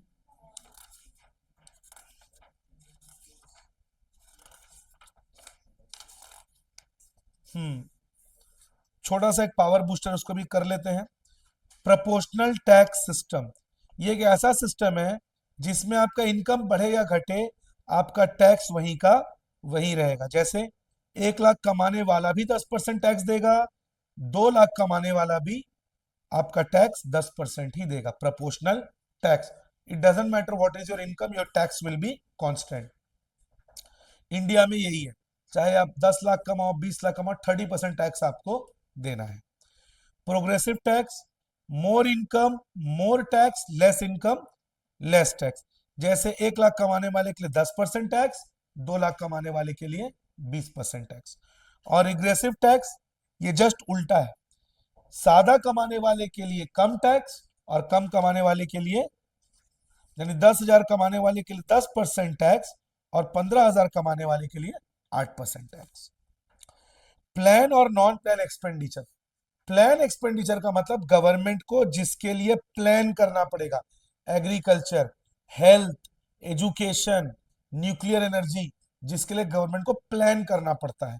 और नॉन प्लान, चाहे किसी की भी सरकार हो, किसी की भी गवर्नमेंट हो, ये रेकरिंग, ये आपको करना ही पड़ेगा। वर्कर को दिया जाने वाला सैलरी, वेजेस, पेंशन, स्कॉलरशिप, इसके लिए गवर्नमेंट को कुछ प्लान करने की जरूरत नहीं है। ये गवर्नमेंट का वो एक्सपेंस है जो गवर्नमेंट को देना ही पड़ेगा। तो ये क्या कहलाता है, non plan expenditure. Plan expenditure किस पे डिपेंड करता है, देश के डेवलपमेंट पे। और नॉन प्लान एक्सपेंडिचर डेवलपमेंट में नहीं, देश को चलाने पे। अगर आपने अपने आर्मी को सैलरी नहीं दी, अपने वर्कर्स को सैलरी नहीं दी, तो देश का एडमिनिस्ट्रेशन ठप हो जाएगा, रुक जाएगा। डेवलपमेंटल एक्सपेंडिचर, जो देश की तरक्की करे, डैम, ब्रिज, हॉस्पिटल, इससे नौकरी आएगी, लोग एम्प्लॉयमेंट मिलेगा, देश को टैक्स मिलेगा। और नॉन डेवलपमेंटल, आपने लोन चुका दिया, वर्कर को सैलरी दे दी, क्या इससे देश में कुछ डेवलपमेंट होगा? नहीं। तो लोन का इंटरेस्ट, एडमिनिस्ट्रेटिव सैलरी, अपने वर्कर को दिया जाने वाला सैलरी, ये सब आ जाएगा नॉन डेवलपमेंटल एक्सपेंडिचर। इस तरह से खत्म होता है आपका लेसन नंबर 10। अब हम लोग जाएंगे lesson number 11, foreign exchange rate. अब हम लोग डिस्कस करेंगे lesson number 11, foreign exchange rate. बात नहीं, फॉरेन एक्सचेंज रेट मतलब क्या होता है? It is a system where we can exchange our domestic currency with a foreign currency according to the international rates. मतलब $1 कितना इंडियन रुपी के बराबर, 1 पाउंड कितना इंडियन रुपी के बराबर, 1 दिरहम कितना इंडियन रुपी के बराबर। तो इसको हम कहते हैं foreign exchange rate. Means the rate और the international rate at which the currencies are exchange with each other. तो इसको हम कहेंगे फॉरेन एक्सचेंज रेट। हमारे सिलेबस में हमको 3 फॉरेन एक्सचेंज रेट पढ़ना है, एक फिक्स एक्सचेंज रेट, एक फ्लेक्सिबल एक्सचेंज रेट और एक डर्टी फ्लोटिंग या मैनेज्ड एक्सचेंज रेट। सबसे पहले हम बात करेंगे करेंसी डेप्रिसिएशन और करेंसी डीवैल्यूएशन की। दोनों में क्या फर्क है, अभी हम इसके बारे में बात करेंगे। सबसे पहले समझते हैं इस चीज को, और यह भी समझना पड़ेगा कि करेंसी डेप्रिशिएट या एप्रिशिएट होने से उसके इंपोर्ट एक्सपोर्ट में क्या असर पड़ता है। चलिए समझते हैं। मान लीजिए $1 80 रुपीज का है। अब वही $1 80 रुपीज से 100 रुपीज हो गया, मतलब हमारा जो होम करेंसी है वो डेप्रिशिएट हो गया। पहले 80 रुपए खर्च करके $1 मिल जाता, अब 100 रुपए देने पे आपको $1 मिलेगा। इसका मतलब कि इंडियन का जो डोमेस्टिक करेंसी है, जो होम करेंसी है, उसकी वैल्यू डिग्रेड हो गई, डाउन हो गई। इसका नतीजा क्या होगा? हमारे लिए फॉरेन की चीजें बहुत महंगी हो जाएंगी, फॉरेन में घूमना बहुत एक्सपेंसिव हो जाएगा, कुछ भी इंपोर्ट करना, इधर ध्यान दो अनिरुद्ध, कुछ भी इंपोर्ट करना बहुत एक्सपेंसिव हो जाएगा। कैसे? मान लीजिए हम अमेरिका से एक म्यूजिक सिस्टम मंगाते हैं, इंपोर्ट करते हैं। अब जब $1 80 रुपीज का था, मान लेते हैं वो $100 का है। 80 इंटू 100 कितना पड़ेगा हमको वो? 8,000 रुपीज। मतलब 8,000 रुपी खर्च करने से हम अमेरिका से एक बहुत ही अच्छा म्यूजिक सिस्टम इंपोर्ट कर सकते थे। अब सडनली वो 80 रुपीज से 100 रुपीज हो गया। इधर ध्यान दो आकाश। तो अब $1 100 पड़ रहा है मार्केट में। अभी भी वो म्यूजिक सिस्टम का रेट $100 है। 100 इंटू 100 10,000 इंडियन रुपीज। मतलब जो म्यूजिक सिस्टम आपको पहले 8,000 में मिल सकता था, अब आपको उसके लिए 10,000 रुपए खर्च करने पड़ेंगे। मतलब आपको अपनी जेब और ढीली करनी पड़ेगी। इसका मतलब आपके लिए वो म्यूजिक सिस्टम और एक्सपेंसिव हो गया, आपके लिए इंपोर्ट और एक्सपेंसिव हो गया, आपके लिए फॉरेन घूमना और एक्सपेंसिव हो गया। इसका मतलब अगर होम करेंसी डेप्रिशिएट हो रहा है, डी वैल्यू हो रहा है, तो इंपोर्ट मुश्किल हो जाएगा, फॉरेन कंट्री में टूरिज्म मुश्किल हो जाएगा। मतलब import and tourism will go down, लेकिन एक्सपोर्ट बढ़ जाएगा। क्यों? हमारा गुड्स फॉरेनर्स के लिए बहुत चीप हो जाएगा, बहुत सस्ता हो जाएगा। अब इसको ऐसे समझिए कि इंडिया में आके कोई अमेरिकन इंडिया का हापुस आम खरीदना चाहता है, जो बहुत ही फेमस आम है अल्फांसो, वो खरीदना चाहता है, ठीक है। और मान लेते हैं एक जो आम है, वो मान लेते हैं हम एक हापुस आम $100 का पड़ता है उसको, ठीक है। जब Indian currency, try to understand the concept, जब $1 80 रुपए का था, 80 रुपए, तब आम कितने का है हापुस आम? $100 का। तो मतलब 100 रुपए और कुछ कंफ्यूजन हो गया क्या? चलिए 160 ले लेते हैं, कंफ्यूजन क्लियर कर लेते हैं। डिवाइड डिवाइड करना पड़ेगा, कंफ्यूजन क्लियर कर देते हैं। 160 रुपीज हम लेते हैं एक हापुस आम को। अब आप मुझे एक बात बताइए, $1 80 का है, इसका मतलब $2 खर्च करके उसे 2 आम मिल जाएंगे, हाँ या ना? एक हापुस आम 80 रुपए का है, 2 हापुस आम उसको $160 का मिलेगा, 160 रुपीज। $2 में उसको 2 आम मिल गए, ठीक है। अब हमारा जो करेंसी है $1 80 के बजाय $100 का हो गया। कितना रुपए का हो गया? 100। इसका मतलब $2 $200 के बराबर हो गया, यस और नो? इसका मतलब 2 आम उसने खरीद लिए 160 रुपीज देके, उसके बाद भी उसके पास इंडियन मार्केट में खर्च करने के लिए कितना रुपए बच गया? 40 रुपीज। मतलब उसने आम भी खरीद लिया, उसके पास कुछ पैसे भी बच गए। क्यों? पहले $1 पे उसको 80 रुपए मिलता इंडिया आने पे, अब $1 पे $100 मिलेगा। मतलब इंडिया आना, इंडिया में घूमना फिरना, इंडिया में आके खरीदारी करना उस अमेरिकन के लिए बहुत चीप हो गया। तो इंडिया का एक्सपोर्ट बढ़ेगा, बिकॉज हमारा गुड्स चीप हो जाएगा, फॉरेनर्स हमारे गुड्स को ज्यादा से ज्यादा मांगेंगे, क्योंकि Indian goods have become cheap. Domestic goods cheap हो जाएंगे, डोमेस्टिक गुड्स, और हमारे कंट्री में आके घूमना फिरना बहुत सस्ता हो जाएगा, चीप हो जाएगा। इसका मतलब अगर होम करेंसी का वैल्यू डेप्रिशिएट या डी वैल्यू होता है, तो इंपोर्ट और फॉरेन कंट्री का टूरिज्म डाउन हो जाएगा, लेकिन एक्सपोर्ट और अमेरिकन का हमारे कंट्री में आके घूमना बहुत इजी हो जाएगा, इट विल गो अप। तो ये फर्क है डेप्रिसिएशन का, ये होता है डेप्रिसिएशन होने पे। अब डेप्रिसिएशन और डिवैल्यूएशन में क्या फर्क है बच्चों? डेप्रिसिएशन में गवर्नमेंट का कोई कंट्रोल नहीं होता, डिवैल्यूएशन में गवर्नमेंट का कंट्रोल होता है। मतलब डेप्रिसिएशन मार्केट की वजह से होती है, जैसे मार्केट में आपका गुड्स का क्या डिमांड है, मार्केट में आपके गुड्स कितना ज्यादा बिक रहे हैं, इसके हिसाब से आपका करेंसी ऊपर नीचे जाएगा। लेकिन अगर गवर्नमेंट इसमें कुछ कर रहा है, गवर्नमेंट ने करेंसी प्रिंट कर दिया, गवर्नमेंट ने करेंसी प्रिंट करना रोक दिया, अगर गवर्नमेंट के स्टेप्स लेने की वजह से इंडियन का करेंसी या इंडियन करेंसी या कोई भी कंट्री का करेंसी ऊपर नीचे होता है, अप डाउन जा रहा है, तो उसे हम डीवैल्यूएशन कहेंगे। मतलब करेंसी का डाउन होना, होम करेंसी का वैल्यू डाउन होना, डेप्रिशिएट और डीवैल्यूएट दोनों कहलाएगा। अगर मार्केट की वजह से हो तो डेप्रिसिएशन, अगर गवर्नमेंट के स्टेप्स लेने की वजह से हो तो डीवैल्यूएशन। और ऐसा होने से इंपोर्ट जो है वो कम हो जाएगा और फॉरेन कंट्री का टूरिज्म भी कम हो जाएगा, बट एक्सपोर्ट बढ़ जाएगा।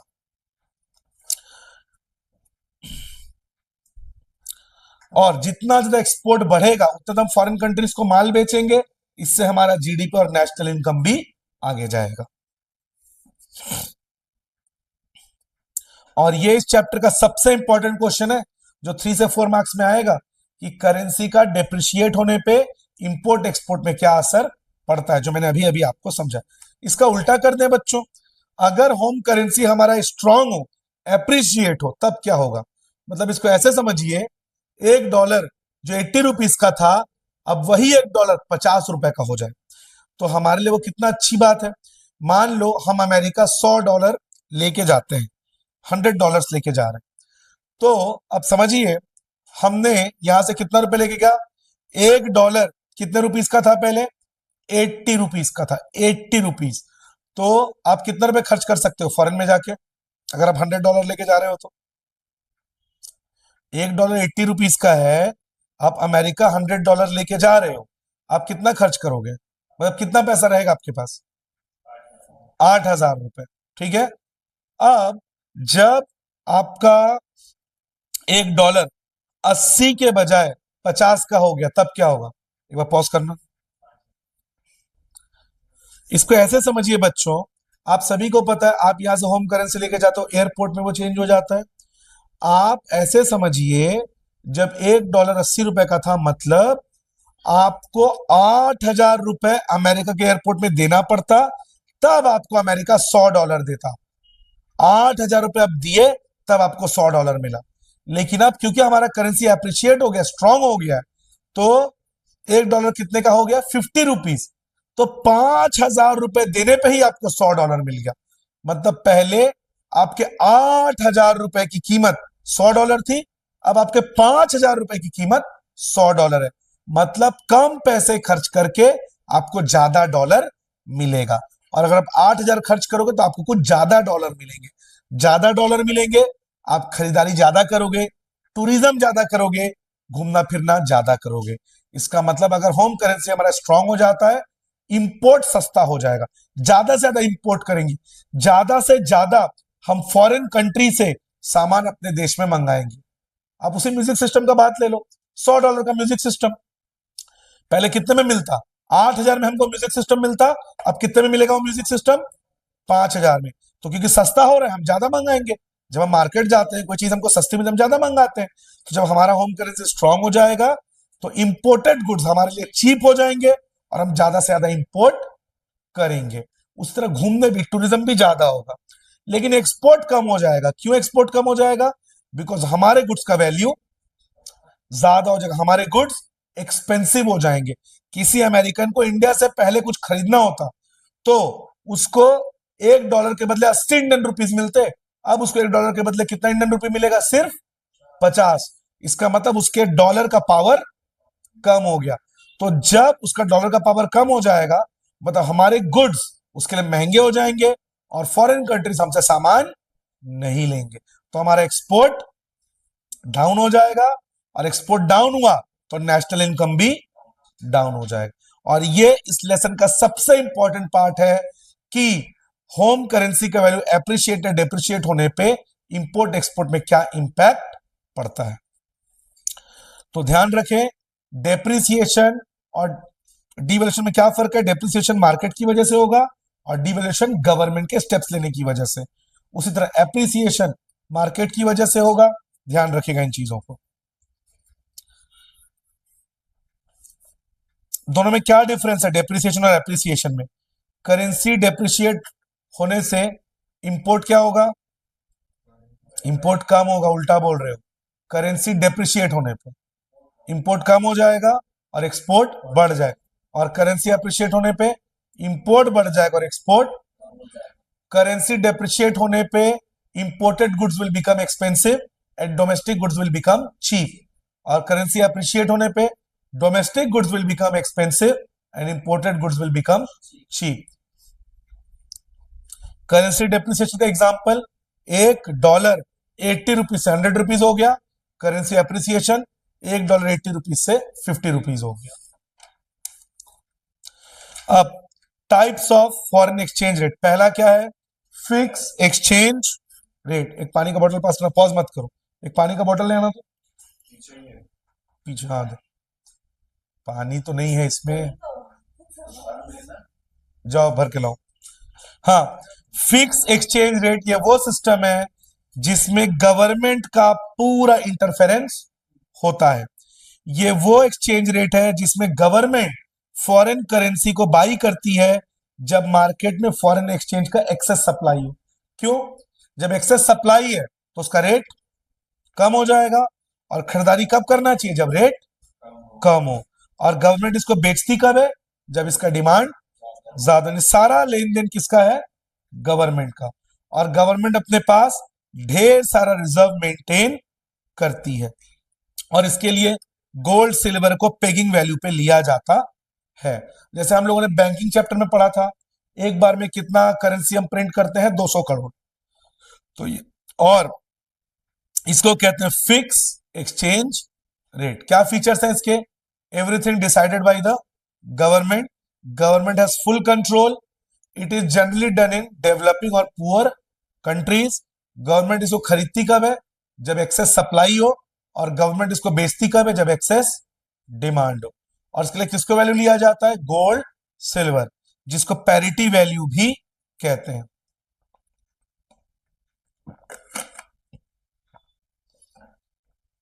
अब फिक्स एक्सचेंज रेट के मेरिट्स, पहला स्टेबिलिटी। गवर्नमेंट पूरी कोशिश करती है कि कभी भी जो इन्फ्लेशन, महंगाई है, वो ज्यादा ना हो, तभी तो गवर्नमेंट अपने पास ढेर सारा फॉरेन एक्सचेंज बचा के रखती है। इंटरनेशनल इन्वेस्टमेंट, ऐसा कंडीशन होने से फॉरेन कंट्रीज आके इन्वेस्टमेंट करेगी। क्यों? फॉरेन कंट्रीज को पता है कि यहाँ पे इन्फ्लेशन या महंगाई ज्यादा नहीं होगा। स्पेक्यूलेशन, ऐसे कंट्रीज में शेयर मार्केट का ज्यादा रोल। शेयर मार्केट में क्या होता है? लोग शेयर खरीद के ये सोचते हैं इसका प्राइस ऊपर जाएगा, लेकिन क्योंकि यहाँ पे गवर्नमेंट का पूरा इंटरफेरेंस है, तो गवर्नमेंट यहाँ पे स्पेक्यूलेशन या गैम्बलिंग होने नहीं देती। और मैक्रो इकोनॉमिक पॉलिसीज जैसे इंप्लॉयमेंट, पोवर्टी, इनको दूर करना ही मेन गवर्नमेंट का काम होता है। कि महंगाई बढ़ गई तो कंट्रोल में करें, लोगों को जॉब्स नहीं मिल रही है तो जॉब्स तैयार करें, ताकि गवर्नमेंट लोगों का भला कर सके। डीमेरिट्स, नुकसान, ये तो मेरिट्स थे, अब नुकसान क्या है? पहला, बहुत फॉरेन एक्सचेंज चाहिए। अब इंटरनेशनल मार्केट में आपको पता है कि इन्फ्लेशन बहुत ज्यादा है, लेकिन आप उसका इंपैक्ट अपने पब्लिक को नहीं होने देना चाहते, तो आपको क्या करना पड़ेगा? अपने करेंसी से इंटरनेशनल मार्केट में आपको महंगाई खरीदना पड़ेगा, पर अपनी गवर्नमेंट को आपको चीप में देना पड़ेगा। इसके लिए आपके पास ढेर सारा पैसा होना चाहिए। समझ गए आप? तो यहां पे गवर्नमेंट के पास बहुत सारा रिजर्व होना चाहिए, और इसलिए गवर्नमेंट डेवलपमेंट नहीं कर पाएगी। क्यों? गवर्नमेंट का पूरा पैसा, पूरा रिजर्व देश के वेलफेयर एक्टिविटीज, देश में इकोनॉमिक कंडीशन को बचाना, इन्फ्लेशन को रोकना, उसमें खर्च हो जाएगा। तो डेवलपमेंट, अस्पताल, ब्रिज बनाने के लिए सरकार के पास पैसा नहीं बचेगा। क्यों ऐसा है कि अमेरिका, जर्मनी में इतने बेहतरीन सरकारी अस्पताल, हॉस्पिटल, स्कूल क्यों है? गवर्नमेंट की बात कर रहा हूं, क्योंकि गवर्नमेंट का पूरा पैसा वहां डेवलपमेंट में खर्च होता है। गवर्नमेंट वहां पे इन्फ्लेशन को कंट्रोल नहीं करती। बट इंडिया जैसे देशों में, जहां पे गवर्नमेंट को बहुत सारा रिजर्व, गरीबी को दूर रखने के लिए, लोअर मिडिल क्लास का पेट भरने के लिए, बहुत सारे वेलफेयर प्रोग्राम्स चलाने के लिए सरकार का पूरा पैसा खर्च हो जाता है। इसीलिए भारत में सालों साल नए अस्पताल, नए ब्रिज नहीं बन पाते। समझ गए? ऐसा। दूसरा, एक्सचेंज रेट को फिक्स करना बहुत मुश्किल होता है, because in international market it doesn't matter how much reserve you have, you will have to face the heat of the international market. आप कितनी भी कोशिश कर लो, इंटरनेशनल मार्केट में होने वाले फ्लक्चुएशन से थोड़ा बहुत असर आपके डोमेस्टिक मार्केट को पड़ेगा ही। और तीसरा, क्योंकि एक्सचेंज रेट फिक्स नहीं है, तो आप कितना भी कोशिश कर लो, आप मार्केट में स्टेबिलिटी मेंटेन नहीं कर पाओगे। डीवैल्यूएशन और डेप्रिसिएशन में क्या डिफरेंस है? बहुत इंपॉर्टेंट क्वेश्चन है ये। डीवैल्यूएशन गवर्नमेंट की वजह से होता है, डेप्रिसिएशन, डीवैल्यूएशन होता है फिक्स एक्सचेंज रेट जो मैंने अभी पढ़ाया, और depreciation flexible exchange rate. Flexible just उल्टा कर दो।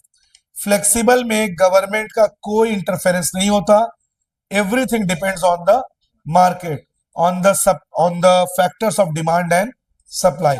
It totally takes place in rich countries where the people doesn't need any kind of government help. तो क्या मेरिट है इसके?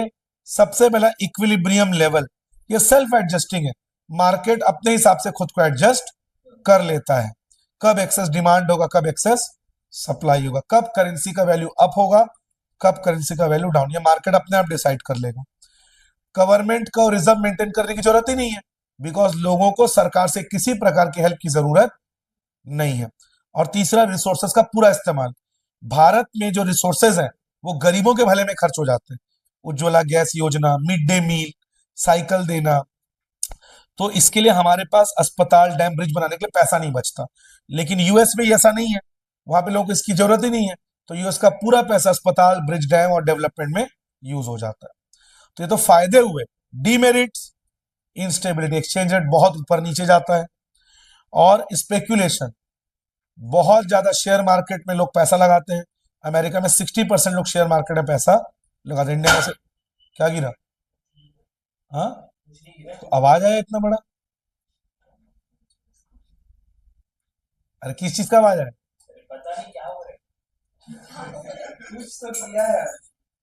कुछ गिरा, उसी का आवाज आया ना? तो अच्छा, उसके बाद इन्फ्लेशन। इन्फ्लेशन, अमेरिका बहुत महंगा कंट्री है, वहां पे पुअर पीपल सरवाइव नहीं कर सकते। America is a very expensive country, वहां पे हर चीज बहुत महंगी मिलेगी। वहां पे सरकार किसी प्रकार से गरीबों के लिए वेलफेयर प्रोग्राम नहीं चलाती है। तो फिक्स और फ्लेक्सिबल में क्या डिफरेंस है? फिक्स में हमें गोल्ड या सिल्वर को लेना पड़ता है, फ्लेक्सिबल में everything is decided by the market. Fix exchange में गवर्नमेंट का पूरा कंट्रोल होता है, फ्लेक्सिबल में गवर्नमेंट का कोई कंट्रोल। फिक्स एक्सचेंज रेट में स्टेबिलिटी बनी रहती है, फ्लेक्सिबल एक्सचेंज रेट में बहुत ज्यादा फ्लक्चुएशन होता है। फिक्स एक्सचेंज रेट में गवर्नमेंट को बहुत ज्यादा रिजर्व अपने पास मेंटेन करना पड़ता है, फ्लेक्सिबल में किसी प्रकार के रिजर्व की जरूरत नहीं है। फिक्स एक्सचेंज रेट में डीवैल्यूएशन होता है, फ्लेक्सिबल में depreciation. Fix exchange rate poor and developing countries, flexible exchange rate rich and developed country. Dirty floating या मैनेज फ्लोटिंग सिस्टम, जो दोनों का हाइब्रिड मॉडल है, दोनों का सिस्टम है, ये एक ऐसा सिस्टम है जिसमें मार्केट और गवर्नमेंट दोनों का ही कंट्रीब्यूशन होता है। इंडिया में यही वाला सिस्टम है। ये एक हाइब्रिड मॉडल है, इसमें एक्सचेंज रेट को डिमांड सप्लाई भी मेंटेन करते हैं, और कभी कभी जब चीजें हाथ से बाहर हो जाएं तब आरबीआई और गवर्नमेंट को आगे आना पड़ता है। इसमें आरबीआई ये ध्यान रखती है कि फॉरेन मार्केट का जो फ्लक्चुएशन है वो बहुत ज्यादा ना हो। मैंने बोला था अभी पिछले लेसन में, पूरे जीडीपी का कितना परसेंट? 3%। ये देखना किसका काम है? आरबीआई का। और इसको डर्टी फ्लोटिंग इसलिए कहते हैं बिकॉज कई बार इसमें लोग स्पेक्यूलेशन करके अपने फायदे के लिए काम करते हैं। ध्यान रखना, डर्टी फ्लोट जिसमें आरबीआई इंटरफेयर करेगा, क्लीन फ्लोट जिसमें आरबीआई इंटरफेयर नहीं करेगा। एक एग्जांपल लेते हैं, चलिए इसको समझते हैं। आरबीआई चाहती है यूएस डॉलर 82 रुपीज से ज्यादा ना जाए, 82 रुपीज से ज्यादा ना जाए, और आरबीआई थोड़ा बहुत संभाल सकती है, 81.75, 82.25 इतना संभाल सकती है। लेकिन एक्सेस डिमांड की वजह से एक डॉलर 81.75 से भी नीचे चला गया, 81.75 से भी तो आरबीआई क्या करेगी? आरबीआई सेल करना चालू कर देगी। आरबीआई इस दौरान क्या करेगी? RBI start increasing the supply of rupees by selling rupees for dollar, और आरबीआई इसके लिए क्या करेगी? डॉलर के बदले रुपीज बेचना चालू करेगी, ताकि डॉलर के उस इक्विलिब्रियम को मेंटेन किया जा सके। और इसी तरह अगर रुपी के एक्सेस सप्लाई के कारण ये 82.25 से भी आगे चला गया तो आरबीआई क्या करेगी? डॉलर को खरीदना शुरू कर देगी। पहले केस में आरबीआई क्या कर रही थी? रुपीज ले रही थी डॉलर के बदले, अब वो डॉलर को होल्ड करना चालू करेगी। अब तुम्हारे मन में आएगा सर गिरने दो, जितना है भारत के लिए फायदा है। अगर अमेरिका का जो इकोनॉमिक सिस्टम है अगर पूरी तरह से कोलैप्स कर जाए तो इंडिया को भी तो नुकसान है बहुत ज्यादा। अगर 80 से 50 हो गया, तुम सोचोगे वाह कितना फायदा है। हर इकोनॉमी एक दूसरे से आपस में इंटरलिंक्ड है। अगर अमेरिकन इकोनॉमी कोलैप्स हो गया तो इंडियन मार्केट भी कोलैप्स हो जाएगा, बिकॉज हर बैंक का दूसरे बैंकों के साथ जुड़ाव है। और दुनिया का सबसे पावरफुल करेंसी क्या है? डॉलर। तो इसीलिए एक लिमिट तक ही उसको मेंटेन करना चाहिए। जैसे यहाँ पे क्या बोला, अगर मार्केट में रुपी का सप्लाई बहुत ज्यादा हो गया, जिस चीज का सप्लाई ज्यादा हो तो उसकी वैल्यू कम हो जाती है। तो अगर मार्केट में रुपी का सप्लाई ज्यादा है तो रुपी का वैल्यू क्या हो जाएगा, कम।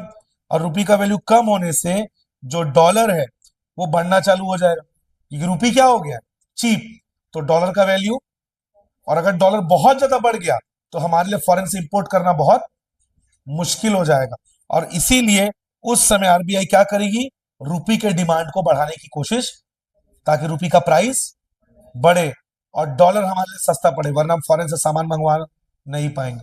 और अगर डॉलर एकदम गिर गया तो हमारा नेशनल इनकम डूब जाएगा, बिकॉज हम जो भी बेचेंगे उसके बदले हमें पैसे तो बहुत कम मिलेगा, बिकॉज डॉलर का वैल्यू गिर जाएगा। तो इन सब को मेंटेन कौन करता है, आरबीआई।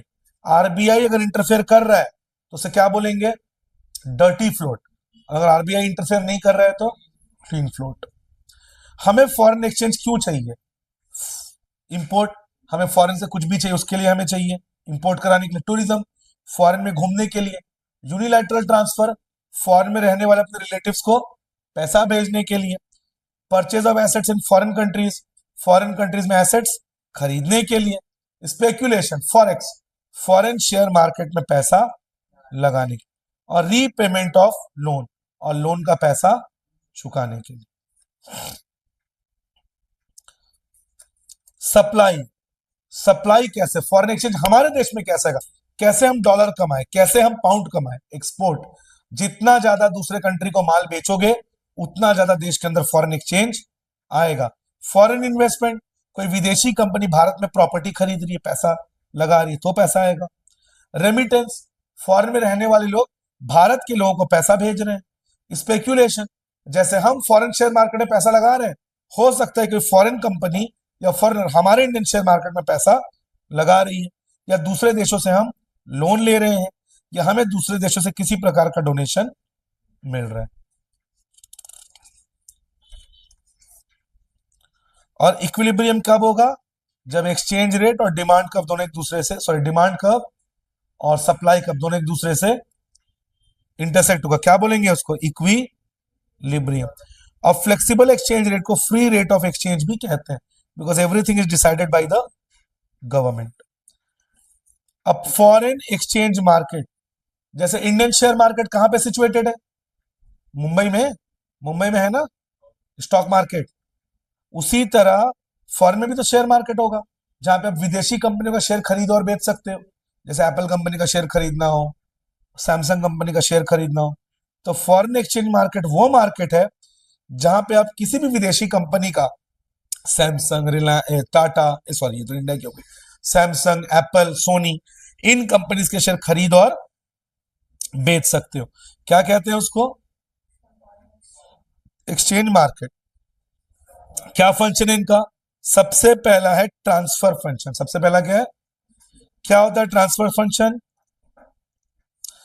ये फंक्शन में bill of foreign exchange, bank draft, telephonic transfer. मतलब अगर आपने किसी कंट्री को, 11th क्लास में था बिल ऑफ एक्सचेंज चैप्टर, अगर आप अमेरिका को कोई सामान बेचते हो, इंपोर्ट एक्सपोर्ट कर रहे हो, तो तुरंत आपको पैसा 2-3 महीने, इसको क्या कहते हैं, बिल ऑफ एक्सचेंज। तो foreign bill of exchange, bank draft, इससे फॉरेन मार्केट से पैसा आना जाना होता है। क्रेडिट फंक्शन, क्रेडिट फंक्शन मतलब उधार। अगर आपको फॉरेन ट्रांजैक्शन के लिए क्रेडिट चाहिए तो उसके लिए भी फॉरेन एक्सचेंज मार्केट से आप पैसा ले सकते हो।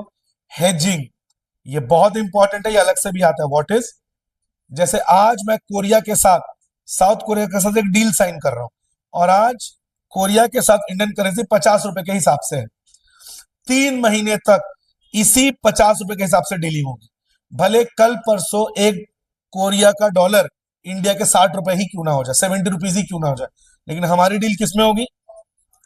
तो hedging is an agreement between exporter and importer that they will deal in the price in which they have signed the agreement for almost 3 to 4 months so that no one could get abnormal profit or abnormal loss। क्या कहेंगे इसको, hedging। और foreign share market कितने प्रकार का होता है, spot market जिसमें पेमेंट तुरंत हो जाता है on the day of the transaction, और फॉरवर्ड मार्केट जिसमें पेमेंट एक फ्यूचर डेट में ऑलमोस्ट 2 डेज के बाद होता है। फॉरवर्ड मार्केट को लोग क्यों फॉलो करते हैं ज्यादा? ताकि रिस्क कम हो जाए हेजिंग की वजह से, और प्रॉफिट। जैसे मतलब आज डील हुआ, आज ही पेमेंट कर दी है, तो फिर फायदा कैसे कमाएंगे? लेकिन आज डील हुआ, 2 दिन बाद पेमेंट करना, हो सकता है 2 दिन तक रेट और आगे निकल जाए। तो इसीलिए लोग किसको प्रेफर करते हैं? Forward market. इसमें वो है क्या, पावर बूस्टर। इसका पावर बूस्टर नहीं पढ़ना है आपको।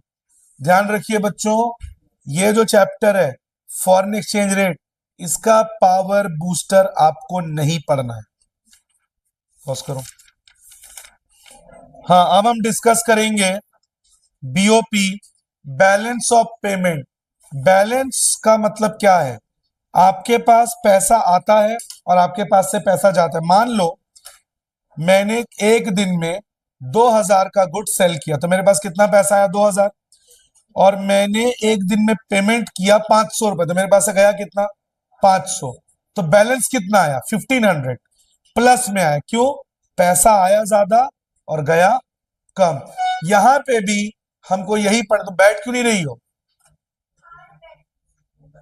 यहां पे भी हमको यही पढ़ना है, बीओपी, बैलेंस ऑफ पेमेंट। बस हमें यह ध्यान में रखना है कि यहां पे हमें इंपोर्ट एक्सपोर्ट सेक्टर को लेना है।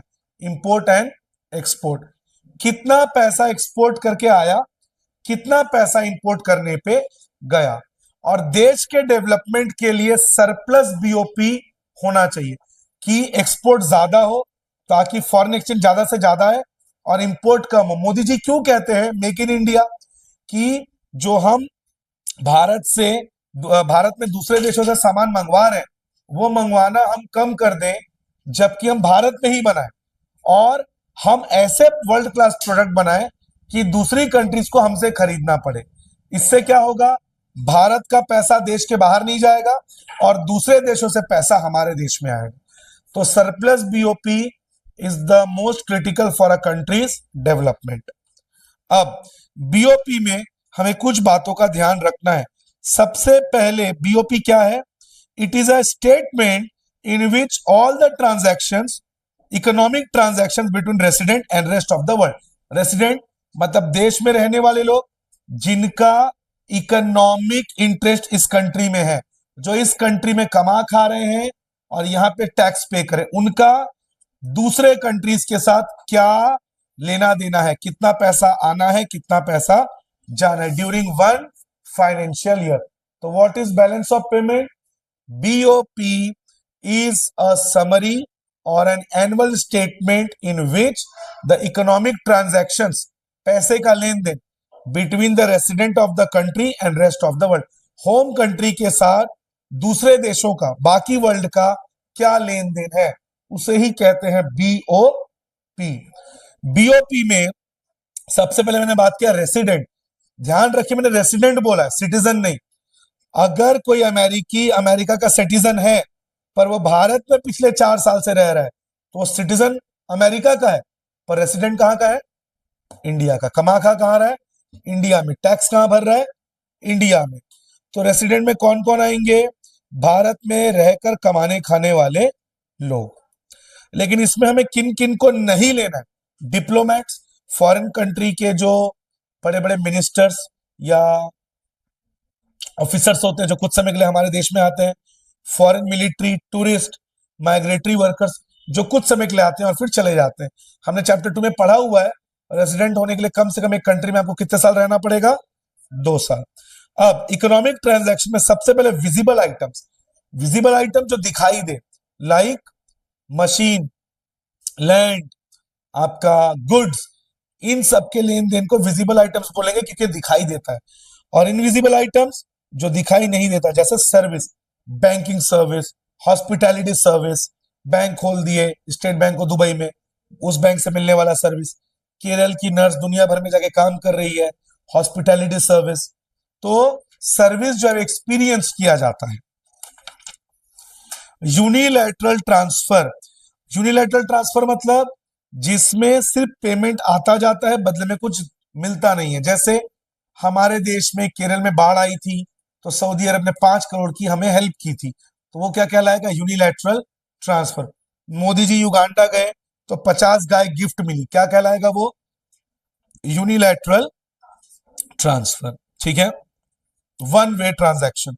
और कैपिटल ट्रांसफर, प्रॉपर्टी खरीदना बेचना, लोन लेना या देना। अभी हमने पिछले चैप्टर में डिस्कस किया था।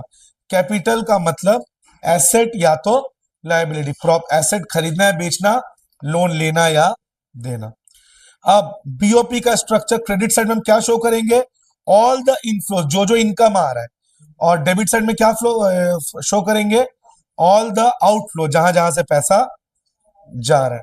बैलेंस बीओपी, जितना क्रेडिट उतना ही, मतलब inflow is equal to outflow.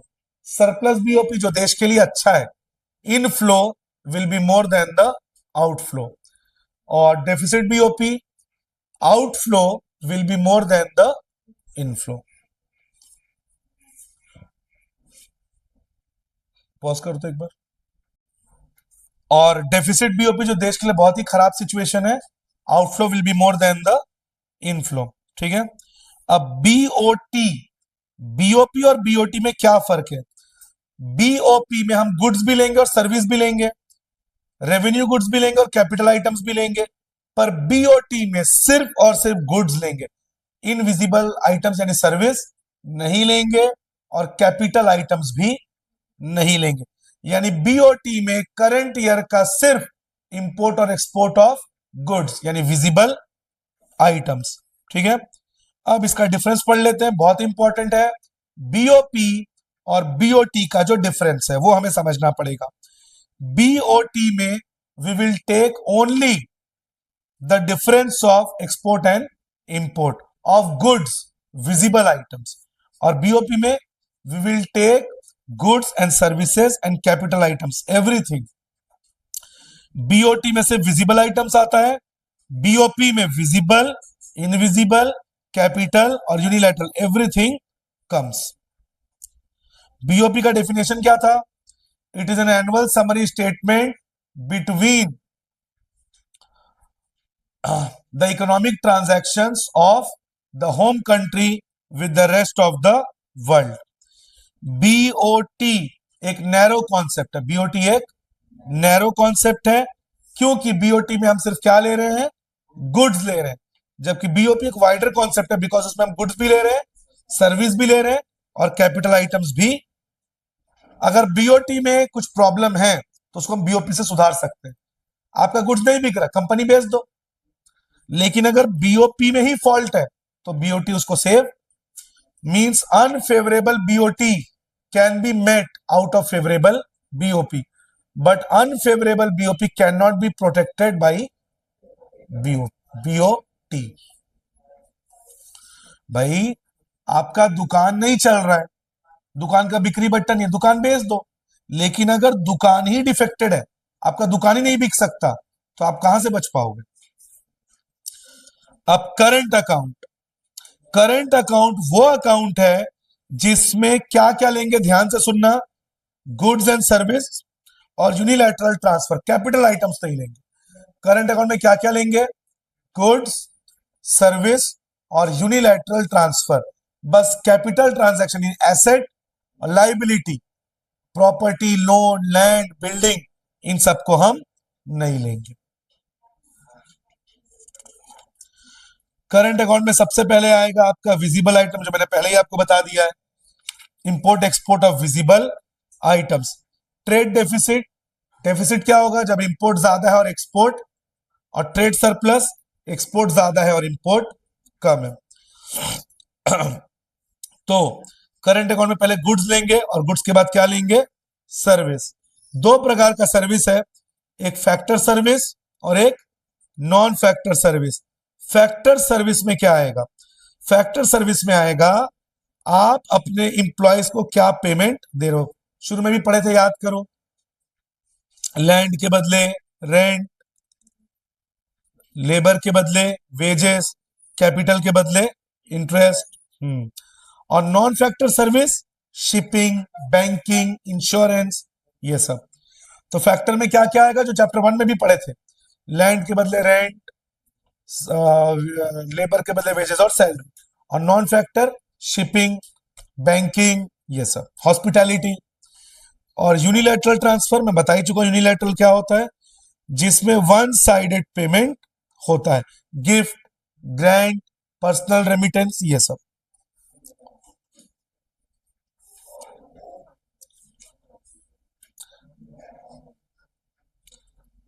तो बीओटी और करंट अकाउंट में क्या डिफरेंस है? बीओटी में सिर्फ विजिबल आइटम्स लेते हैं, सिर्फ, और क्या लेते हैं? सिर्फ गुड्स लेते हैं। जबकि करंट अकाउंट में गुड्स भी ले रहे हैं विजिबल, सर्विस भी ले रहे हैं इनविजिबल, और यूनिलैटरल ट्रांसफर भी ले रहे हैं। और बीओटी नैरो कॉन्सेप्ट है, बिकॉज बीओटी करंट अकाउंट का एक छोटा सा पार्ट है, और current account is a wider concept. Capital account so easy.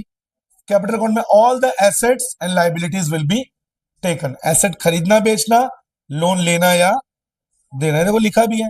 Borrowings and लेंडिंग्स, borrowings मतलब आपने कहां कहां से लोन लिया, लेंडिंग आपने किस किस कंट्री को लोन दिया। और इन्वेस्टमेंट, हमारे देश के लोगों ने किन किन कंट्रीज में इन्वेस्टमेंट किया, और किन किन दूसरे देश के लोगों ने, फॉरेनर ने हमारे कंट्री में इन्वेस्ट, यानी land, building, investment, property, loan, ये सब किस में आएगा? Capital account. इसमें एक बहुत ही इंपॉर्टेंट टॉपिक है एफडीआई और पोर्टफोलियो इन्वेस्टमेंट। अगर कोई फॉरेन कंपनी इंडिया में पूरा का पूरा कंपनी खरीद लेती है, उसको कहेंगे फॉरेन डायरेक्ट इन्वेस्टमेंट। जैसे एलन मस्क ने टाटा को पूरा खरीद लिया, फॉरेन डायरेक्ट इन्वेस्टमेंट। क्या नाम था उसके मालिक का? माइक्रोसॉफ्ट के मालिक का बिल गेट्स। बिल गेट्स ने पूरा का पूरा रिलायंस खरीद लिया, क्या कहलाएगा? Foreign direct investment. जैसे गूगल ने बेंगलोर में 100 करोड़ की जमीन खरीदी, क्या कहलाएगा वो? Foreign direct investment. Portfolio investment, पूरा कंपनी नहीं खरीद रही है, उस कंपनी का थोड़ा सा हिस्सा खरीद रही है। जैसे टेस्ला ने टाटा का 200 करोड़ का शेयर खरीद लिया, क्या कहलाएगा वो? Portfolio investment.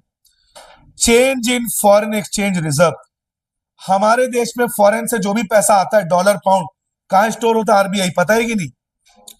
तो अगर हम आरबीआई से विड्रॉल कर रहे हैं, ठीक है, तो एक क्रेडिट साइड में आएगा, और अगर उसमें हम रिजर्व ऐड करें तो कहां जाएगा? डेबिट साइड में। इसका मतलब अगर हमारे फॉरेन एक्सचेंज में कोई भी चेंज आ रहा है, पैसा आना जाना, तो वो बीओपी में रिकॉर्ड होगा, रिजर्व में रिकॉर्ड। बीओपी याद है ना, बैलेंस ऑफ। और बैलेंस ऑफ पेमेंट में मैंने कहा था सब कुछ लेंगे, current, capital, unilateral, visible, invisible, everything. तो हमारे फॉरेन एक्सचेंज में पैसा आए या पैसा जाए, कहां रिकॉर्ड होगा? बीओपी। इसके बाद autonomous and accommodating items. Autonomous का मतलब वो ट्रांजैक्शंस जो प्रॉफिट कमाने के लिए किए जा रहे हैं। गूगल ने भारत में दान करने के लिए 100 करोड़ का जमीन लिया है, अपना व्यापार, अपना बिजनेस बढ़ाने के लिए। रिलायंस अगर अमेरिका में 600 करोड़ में कोई जमीन खरीदती है फैक्ट्री डालने के लिए, क्या वो दान के लिए कमा रही है? तो any transaction which is done to earn profit is known as autonomous item. यानी कंपनियां जो भी कर रही हैं वो क्या कमाने के लिए कर रही हैं, तो वो सब क्या कहलाएगा?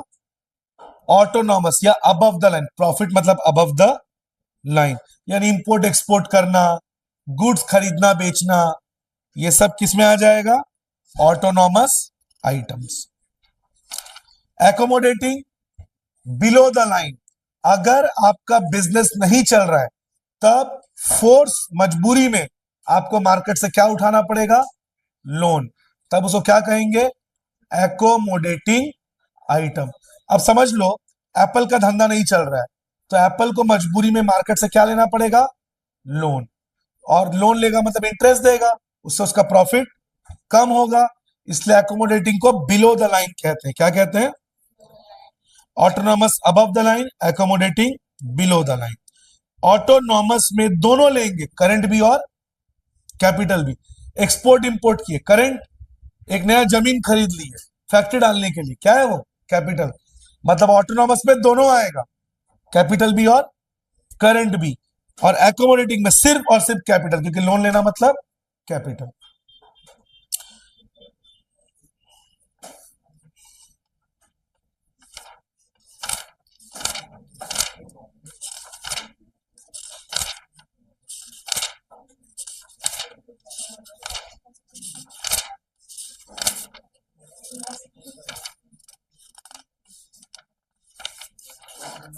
लास्ट पार्ट, हमारे बीओपी में डेफिसिट के रीजंस क्या है?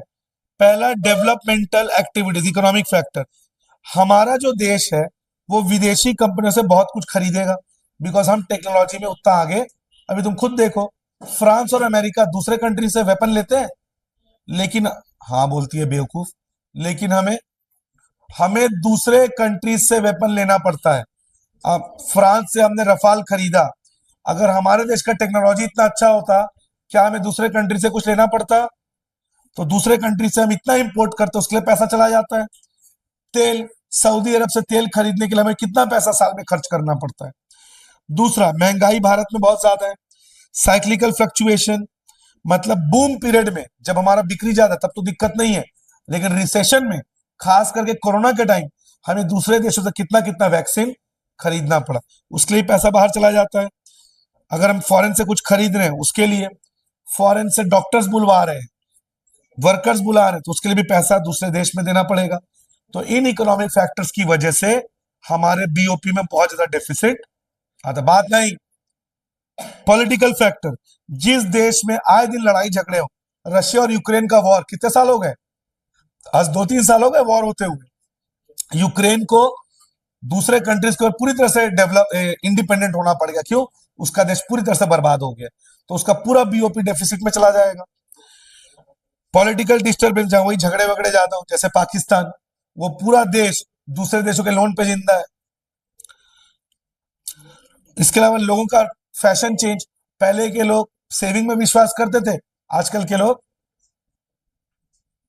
बहुत ज्यादा एक्सपेंसेस में विश्वास कर रहे हैं। तो इन वजहों से हमारा बीओपी बहुत डेफिसिट में जाता है। तो इस तरह से आपका 10, 11, 12 लेसन कंप्लीट होता है। वन शॉट वीडियो के साथ मिलेंगे आपसे नेक्स्ट वीडियो में।